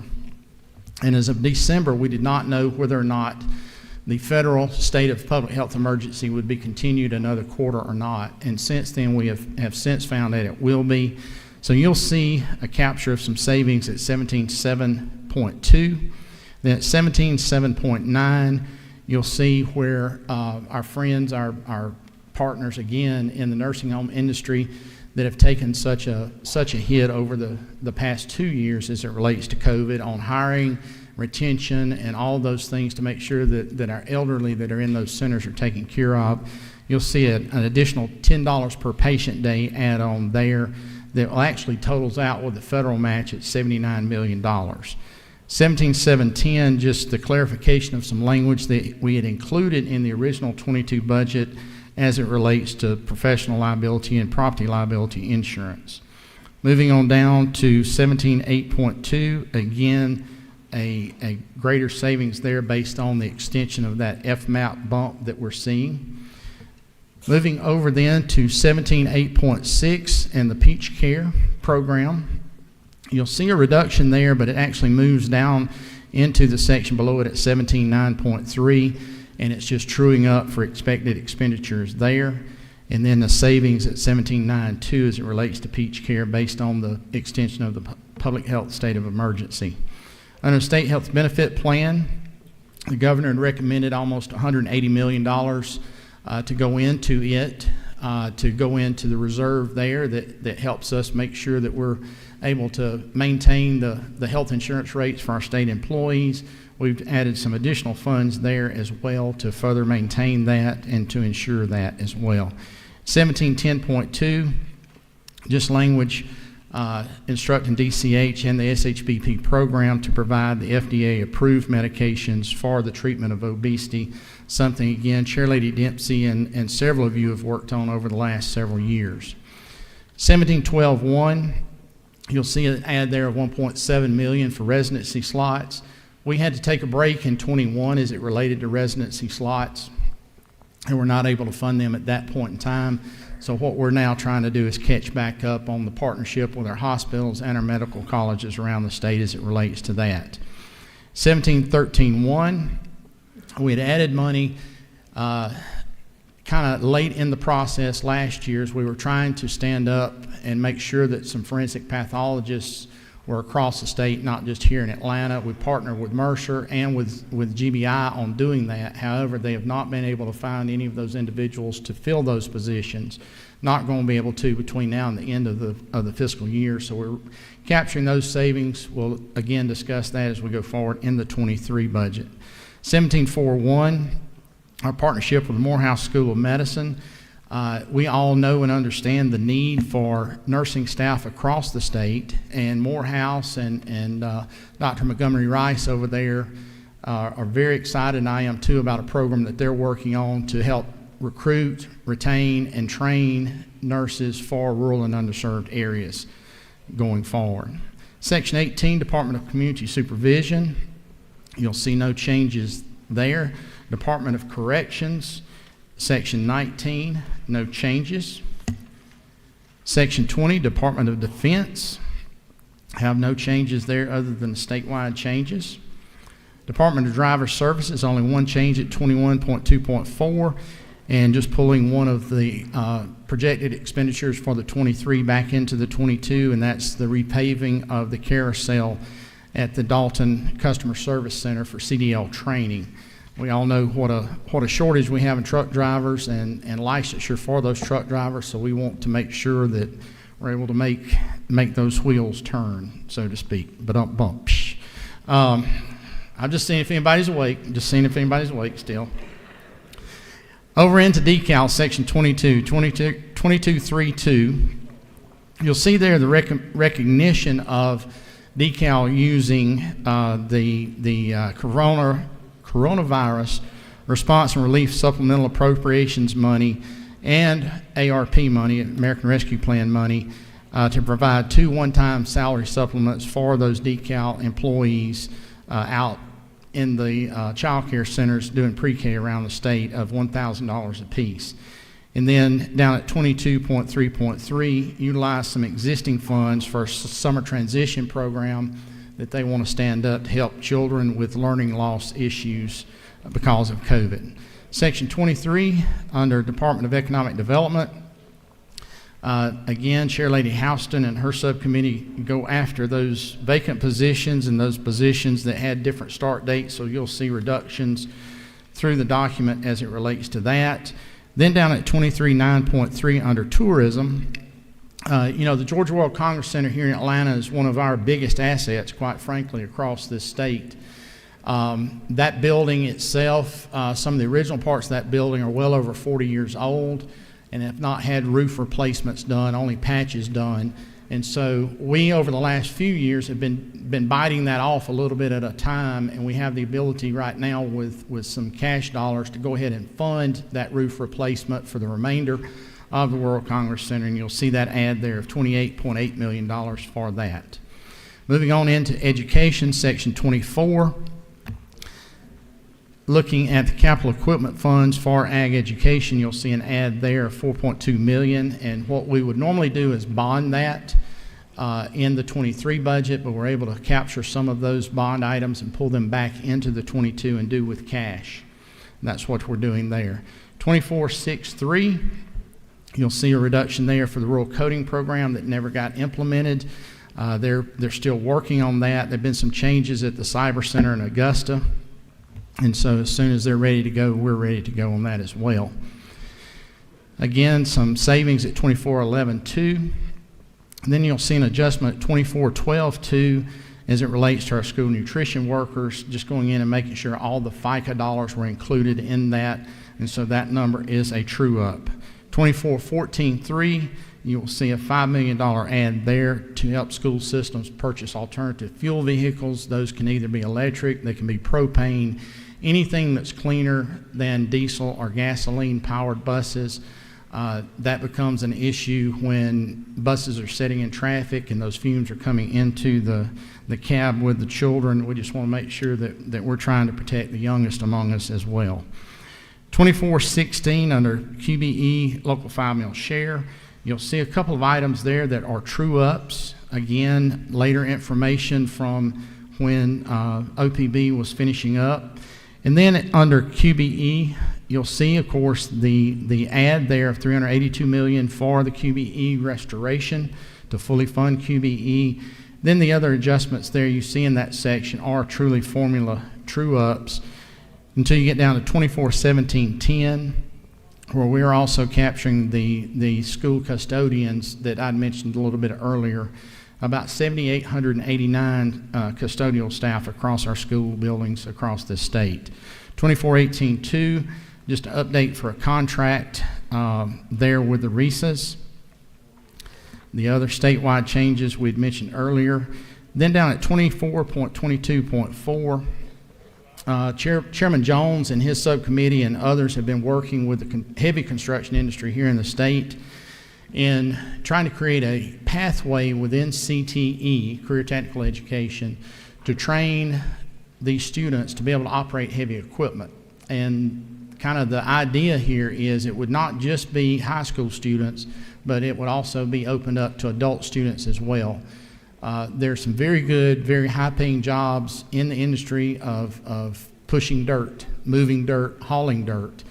And yet there's a huge disparity in the number of individuals that we have qualified. And example I've used sometimes before has been, as a contractor out there doing a job, they can't afford to put someone on a $750,000 piece of equipment that has no idea how to operate it, then pay them the expenses of learning how to operate it on the job. This will allow them to have people coming out of school qualified to operate this equipment. So I'm excited about that particular program. Section 25, employee retirement system, no changes there. Moving on to section 26, State Forestry Commission. You'll see there just a true up of a bid on some equipment replacement there. From the bids in December until the latest true up on those bids, you'll see the difference. It's about $150,000 difference in how much that equipment has increased in price since then. Governor's office, one change there, an Office of Child Advocate, just some funds for some technology upgrades there of $75,000. Under DHS, Department of Human Services, again with the temporary bump of 6.2% on the federal FMAP has allowed us to capture savings there at 28.1.2. Then look at after school care. You'll see the delayed implementation of a program that we'd put in for them to start last year. They've not gotten it up and going yet, but but are getting it up and going. So we've not pulled back all of the money that we put in there, just a portion of what we had put in there last year. Moving on over into their admin, 28.7.2. Again, some updated amounts there for what the actual will be at 28.72. 28.73 is capturing some of the savings like we've done in other agencies from vacancies and delayed hires. This is not a programmatic cut to any program, but this is purely a reduction there on DHS admin. And then at 28.74, a little bit of a change up there dealing with therapeutic foster care, but we had added $6.7 million in the 22 budget. They've not been able to fully implement what they're wanting to do, but they are starting to get that project rolling. This deals some with the whole hoteling issue many of you may have heard about as it relates to foster care children. Moving on down to 28.9.2. There is a state required match and a local required match for many of our area agencies on aging. And so what we're doing here is just saying utilize some state aid of about $1.5 million to partially cover that local match that they were not prepared to match. Moving on then to Section 28, still in Section 28, but under VOC Rehab at 28.24.3. Georgia Radio Reading Services. This restores a portion of the reduction that we had to apply there in 21. And then the same with the Statewide Independent Living Council of Georgia, a restoration for some of what we had to cut in 21 as well. Office of the Insurance Commissioner, 29.4.2. You'll see a reduction there in state funds, but the authorization for them to use some of the fees that they collect for the job that they do around the state. Under GBI, Section 30, you'll see a few changes there. Some of these are reductions on account of start dates, and you'll see the first one of those at 30.1.2. But if you look at 30.1.3 and then down at 30.4.2, you'll see those two numbers net out, and it was just a matter of putting the vehicles. There were some of the vehicles that were supposed to go into Bureau Administration and not remain in the Regional Investigative Services.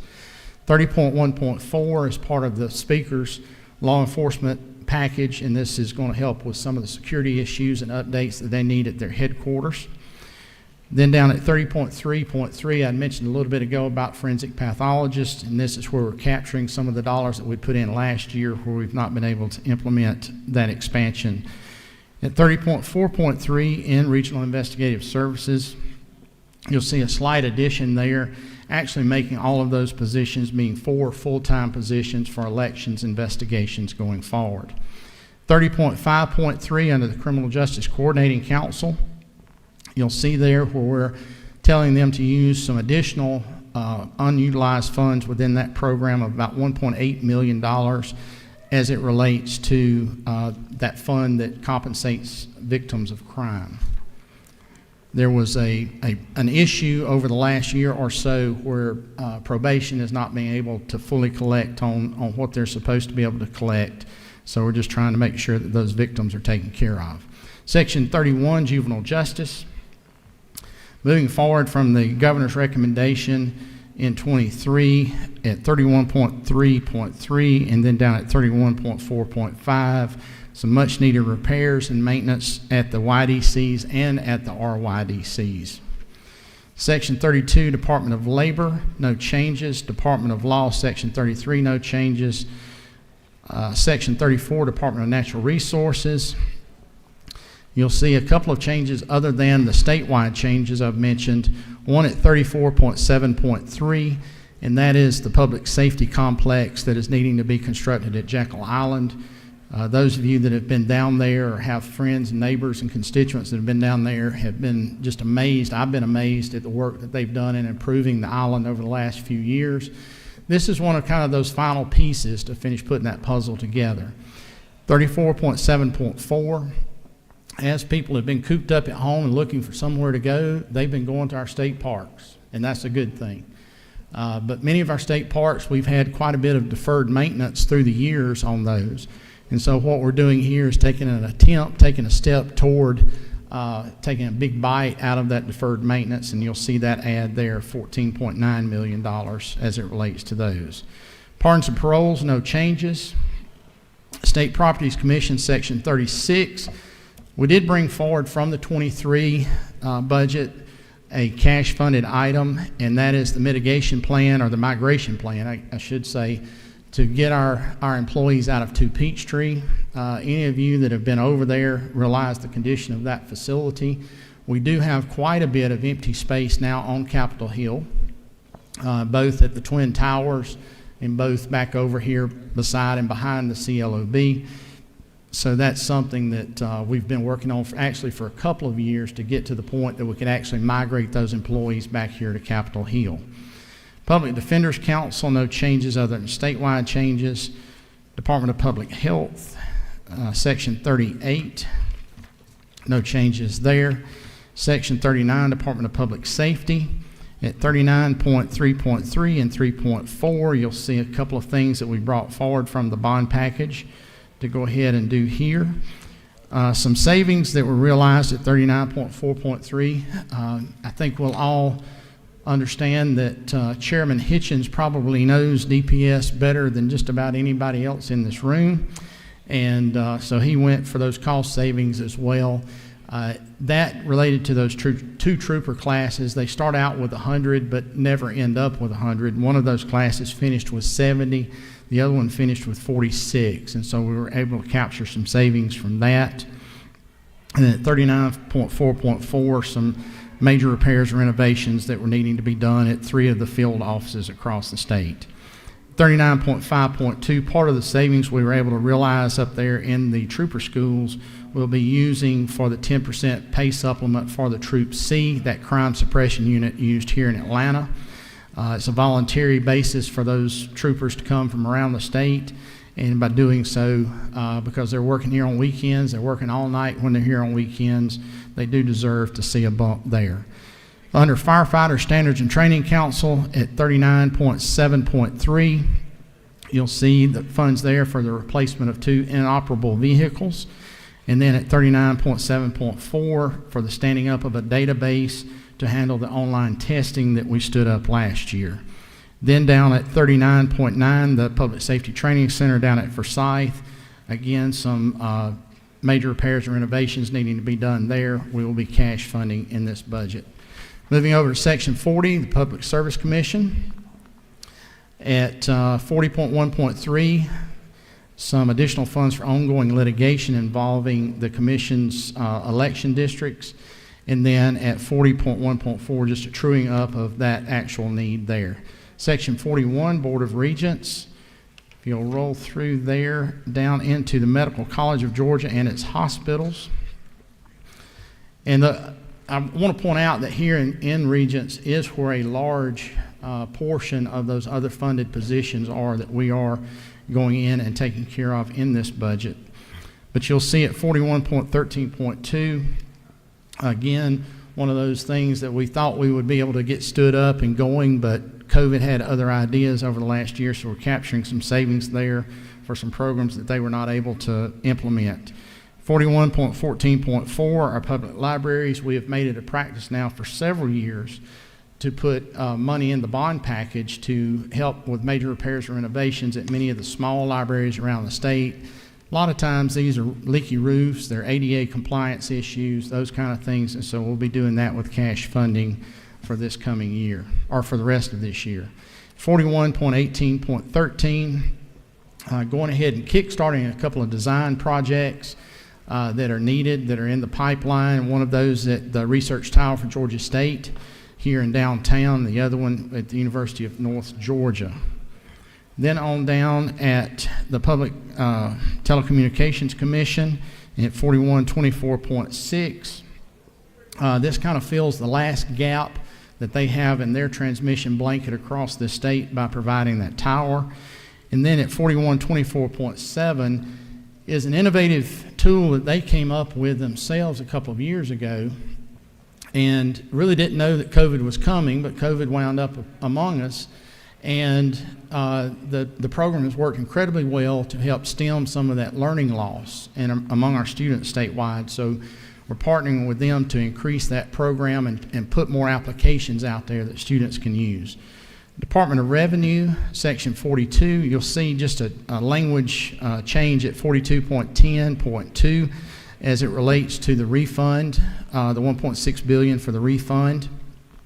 Just clarifying that will be done upon the approval of the General Assembly for that change in tax policy. Section 43, Secretary of State. You'll see there, many of you probably heard from your county folks about the precinct cards that have to be sent out. ACCG and others, as they've worked, many of our small counties do not have even the small amount of necessary funds to mail out those 8 or 9 million cards around the state. So that $2.5 million there is one of those things that we wind up doing every 10 years for that. 43.2.3 is just language authorizing the implementation of the new voter registration system and just asking for an update on where they stand on the remaining funds for the purchase of the voting machines a few years ago. Under Student Finance, Section 44, under dual enrollment and under the engineering scholarship, you'll see a true up of both of those numbers for actuals.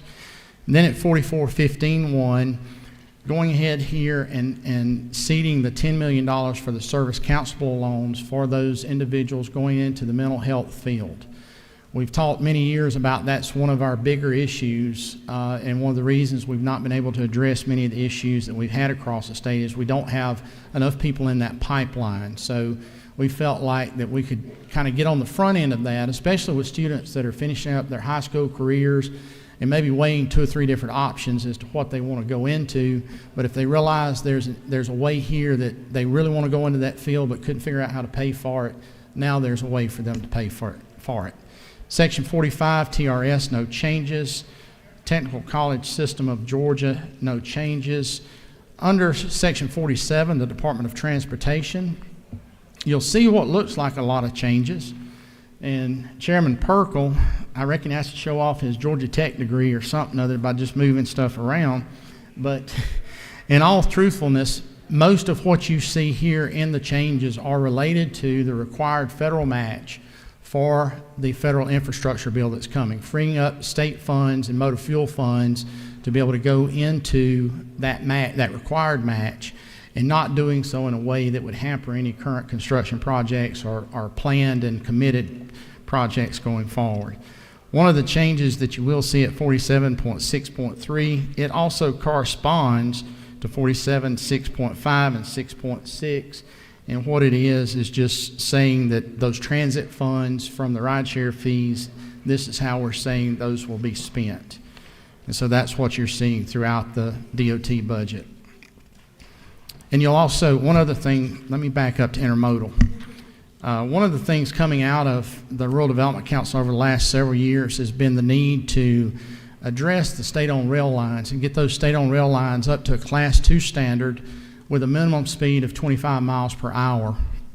And so those are owned by the state. We lease them to operators, but we do have an obligation as it relates to the maintenance of that line as well. And so what we're doing there is about a $10 million ad that goes about a third, it takes about a third of the remaining need there for those improvements. Under Veteran Services, you'll see 3 different changes at 48.13.22 and down at 4.3. They're just capturing some savings for some workforce efficiencies, and then a corrected caption at 48.3.2. State Board of Workers' Compensation, no changes there. And that pretty much walks you through all of those changes. And Mr. Chairman, okay, you still awake back there? Yes, sir. Yes, sir. All right, just making sure. With that, Mr. Chairman, I hope I have any shortcomings on the explanations are truly mine and no one else's. But I'll be glad to take a couple of questions if anyone has one. Chairman England, a very thorough job as usual. I wasn't concerned until you said you needed to back up there, and I was wondering how far you were going to back up. So thank goodness it wasn't too far. Just a little bit. Just an observation. and I know how wonderful your staff is.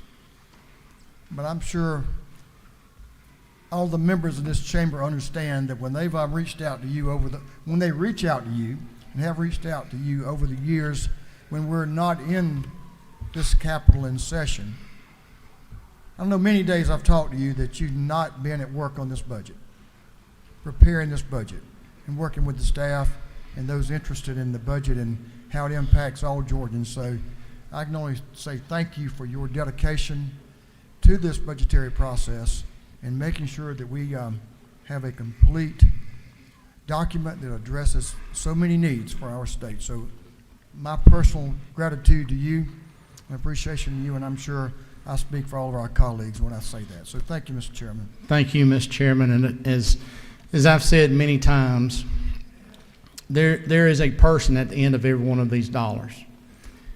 And this budget touches individuals and citizens of this great state, no matter social stature, no matter financial status. There's something in this budget that every individual living in this state has some type of expectation of this state providing for them, whether it's safety, whether it's a driver's license, whether it's a state park to go enjoy with their families, or just a road that's not full of potholes. Those things are the things we address in this budget. So thank you, Mr. Chairman. And just one comment on your budget, Chairman England, and just in line with what you just said, this is a tremendous investment into the human capital of Georgia. But also that human capital is well served because our investment in the infrastructure of Georgia. And without both, we can't be successful. Amen. So thank you. Absolutely. We will, at this time, will the gentleman yield for a couple of questions? I will for a couple. Let's see. In the gallery, I will recognize the lady from the 48th district, Representative Rodasham. Thank you, sir.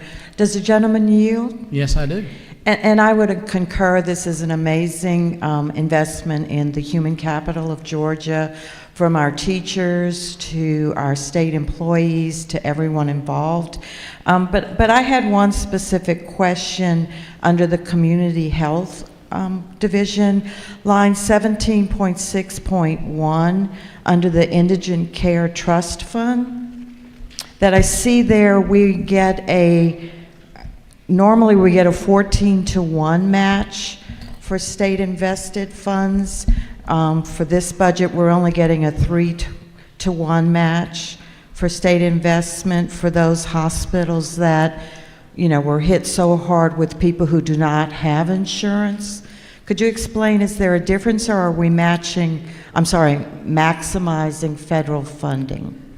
Yes, this is an amended budget, and the function of an amended budget is to true up on what the actual expenditures and actually what the actual matches would be for the remainder of this year.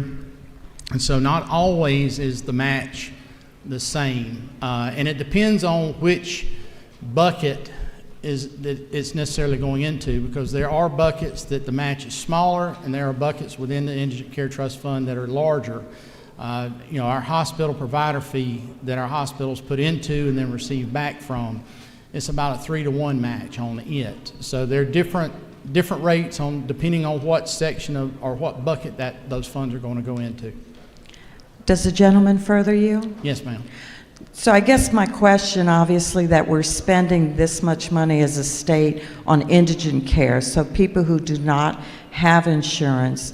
And my question would be, have we done the analysis, what the differentiation would be for full Medicaid expansion, for bringing more people onto some form of health insurance?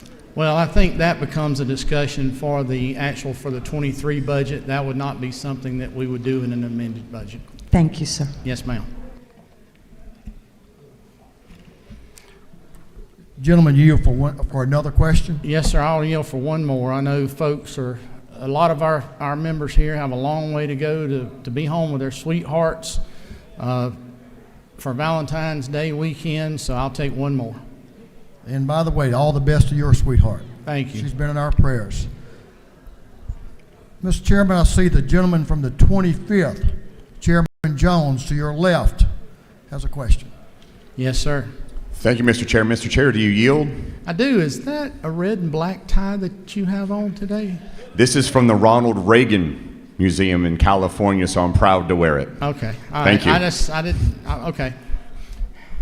Yes, sir, I yield. Thank you. Isn't it true that the amended 22 budget addresses two key healthcare areas? First, that it provides for significant investment to accommodate for targeted Medicaid programs, and second, that it provides for targeted investments in mental health initiatives? Absolutely. The gentleman knows of which he speaks. And, you know, what we often forget about in an amended budget are the things that we put into place in the budget the prior year that we're amending here. So there are a lot of times that things that we're thinking about, and I've had several items come to me this year that we had addressed in the 22 budget that folks thought we needed to address or had never been addressed, and we're trying to address here. But you're exactly correct. We not only address and firm up some of those things in this budget, but and expand a few areas, but certainly, yes, sir. Thank you, Mr. Chairman. Yes, sir. Mr. Chairman, I know there may be other questions. We've had the document on the desk now for over 24 hours, and we have answered numerous questions, not only myself, our subcommittee chairs, and our everybody involved in the process. And with that said, Mr. Chairman, I will yield the well and go to my seat to make a motion. The gentleman has yielded the well. There are some other questions, but I'll encourage those members to get with some of the subcommittee chairs or the chairman and have their questions answered when we finish this work. At this time, the chair will recognize Chairman England for a motion. Yes, sir, Mr. Chair. I move that House Bill 910 do pass by committee substitute. Chairman, the motion is there that this House Bill 910 do pass by committee substitute. Is there a second? Our chair recognizes the gentleman from the 155th House District, Chairman Perkle. Thank you. I would like to second that motion, please. The motion's been made and the motion has been seconded by Chairman Perkle. At this time, we will call the question on House Bill 910. All in favor will say aye. All opposed say no. Very clearly, the ayes have it, and House Bill 910 passes by committee substitute. Chair now recognizes the gentleman from the 116th House District, Chairman England. Mr. Chairman, as chairman of the Committee of the Whole House, you are instructed to report the action of the Committee of the Whole House to the House.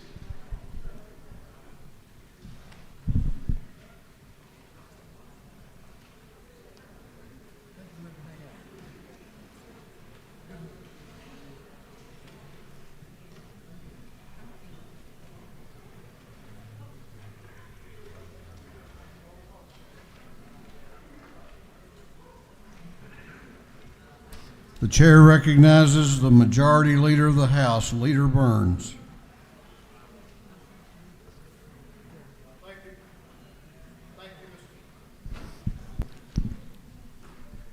Got it. Thank you, Mr. Speaker.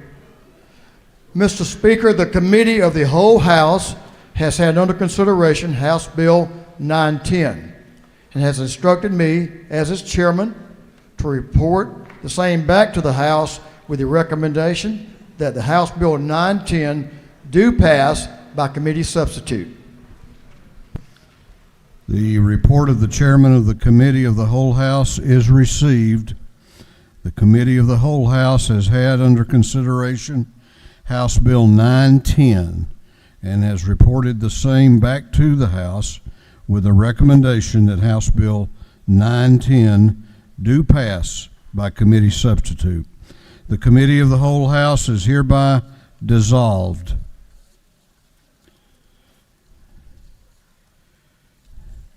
All right, Mr. Clerk, you want to ring the bell?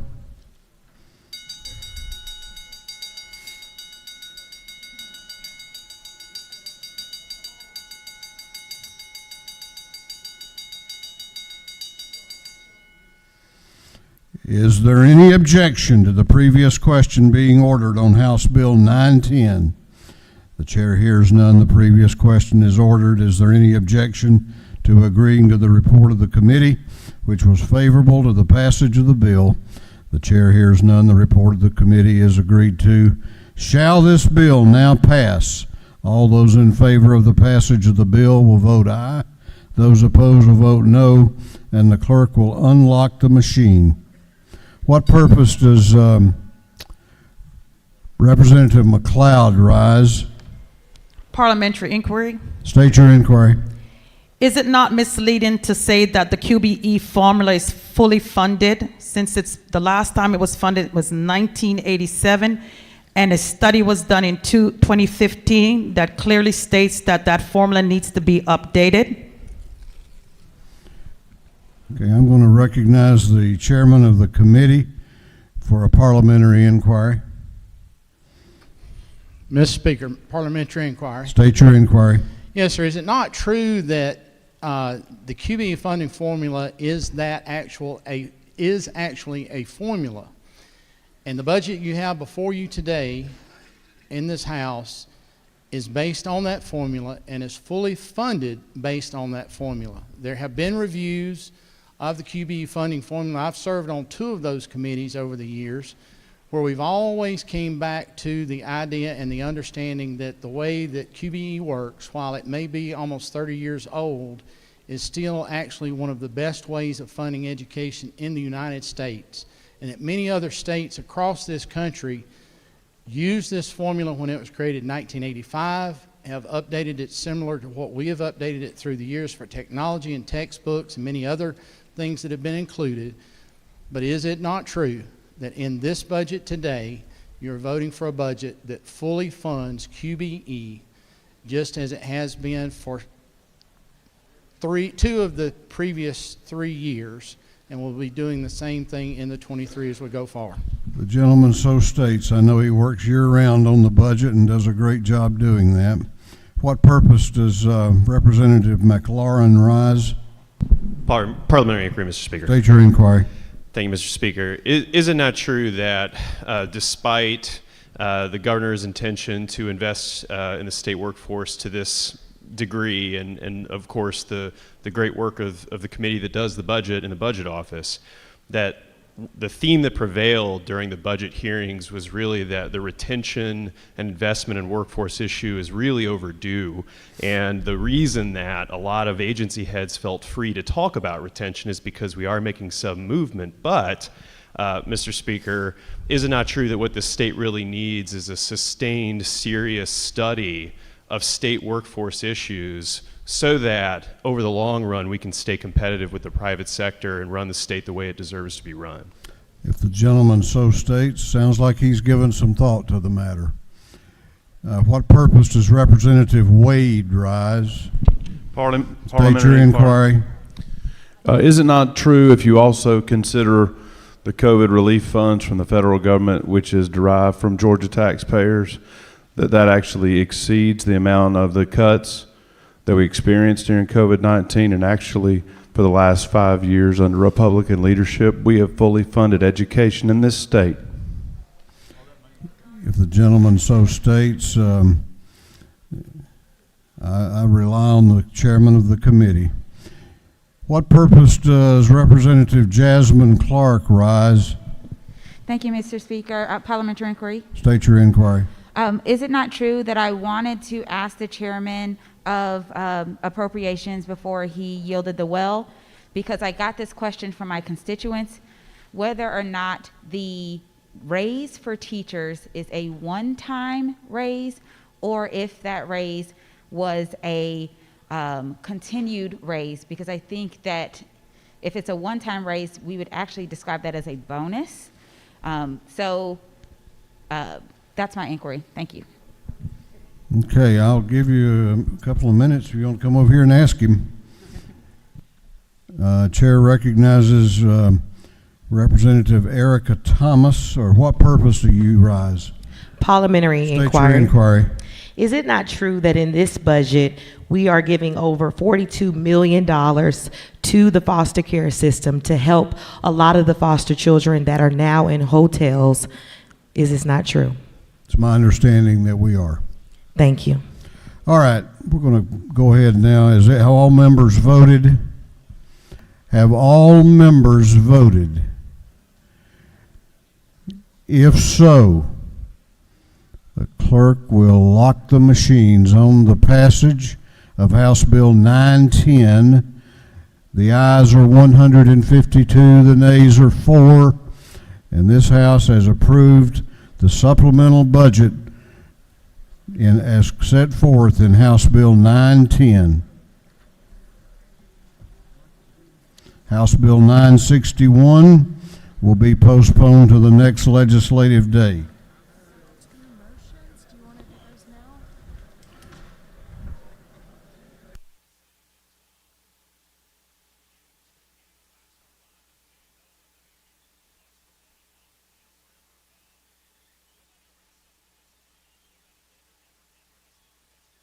What purpose does Representative Maynor rise? Thank you, Mr. Speaker. I move that House Bill 1004 be moved from the Committee on Higher Education to the Committee on Public Safety and Homeland Security. Both chairmen are in agreement. Representative Maynor has moved that House Bill 1004 be moved from Higher Education to Public Safety and Homeland Security. The clerk will read the caption. House Bill 1004 by Representative Maynor of the 56 and others to be titled an act to amend Title 20 of the Official Code of Georgia annotated related to education to provide for the establishment of unified campus police forces through agreements entered into by colleges and universities.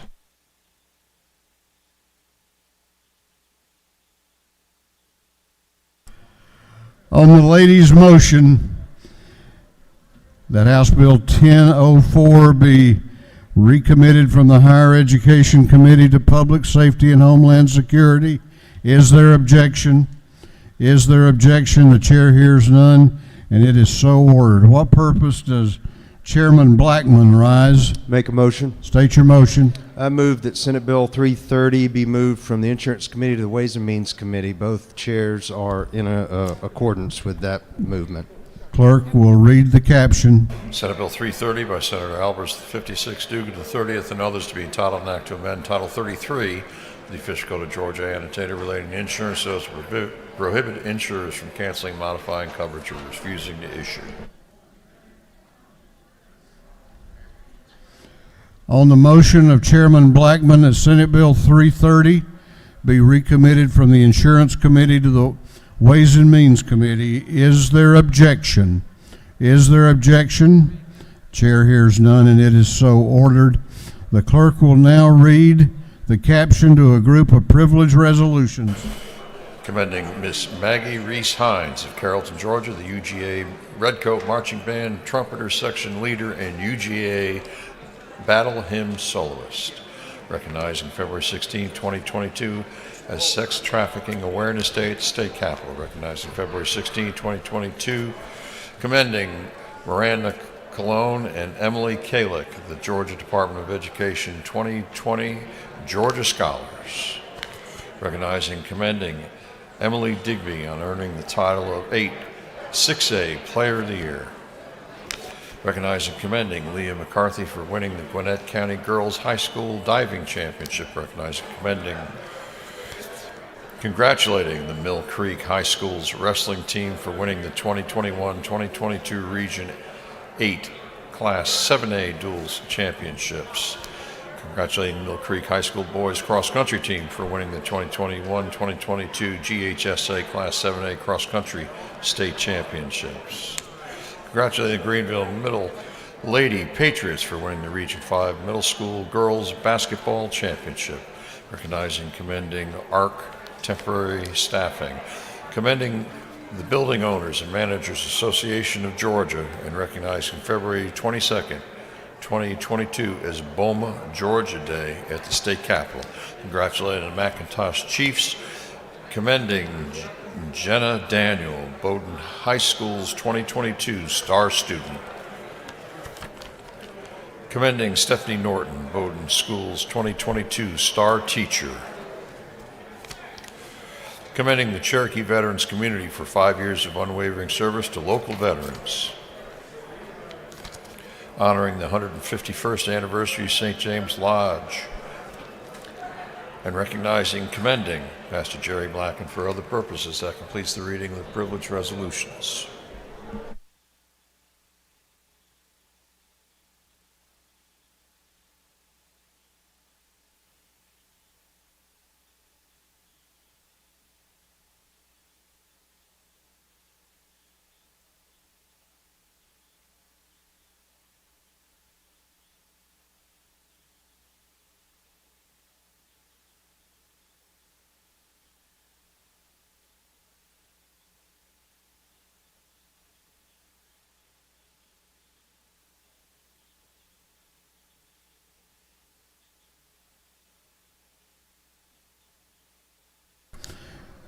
Is there any objection to adopting the privilege resolutions?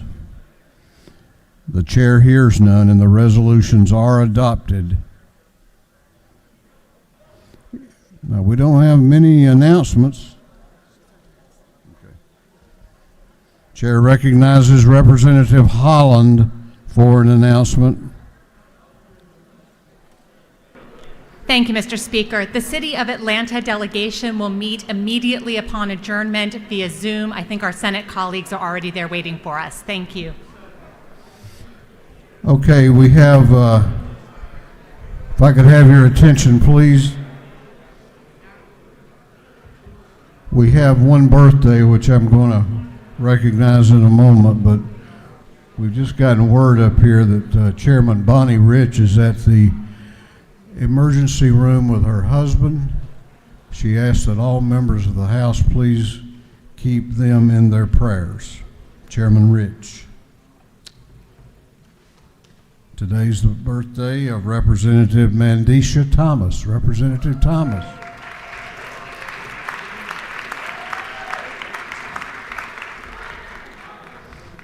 Happy birthday to you.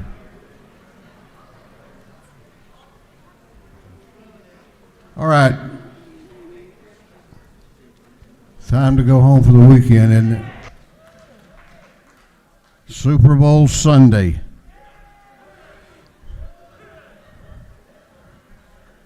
With a Georgia Bulldog quarterbacking the LA Rams. Chair recognizes the majority leader of this House for a motion. Thank you, Mr. Speaker. Mr. Speaker, I move that this House stand adjourned until 1 p.m. Monday, February the 14th, Valentine's Day, 2022, 1 p.m., Mr. Speaker. The majority leader has moved that this House stand adjourned until Monday, February 14th, Valentine's Day at 1 o'clock p.m. That's Monday at 1 p.m. All those in favor of the motion will please say aye. Those opposed will say no. The ayes have it, and this House will be adjourned until Monday, February 14 at 1 p.m.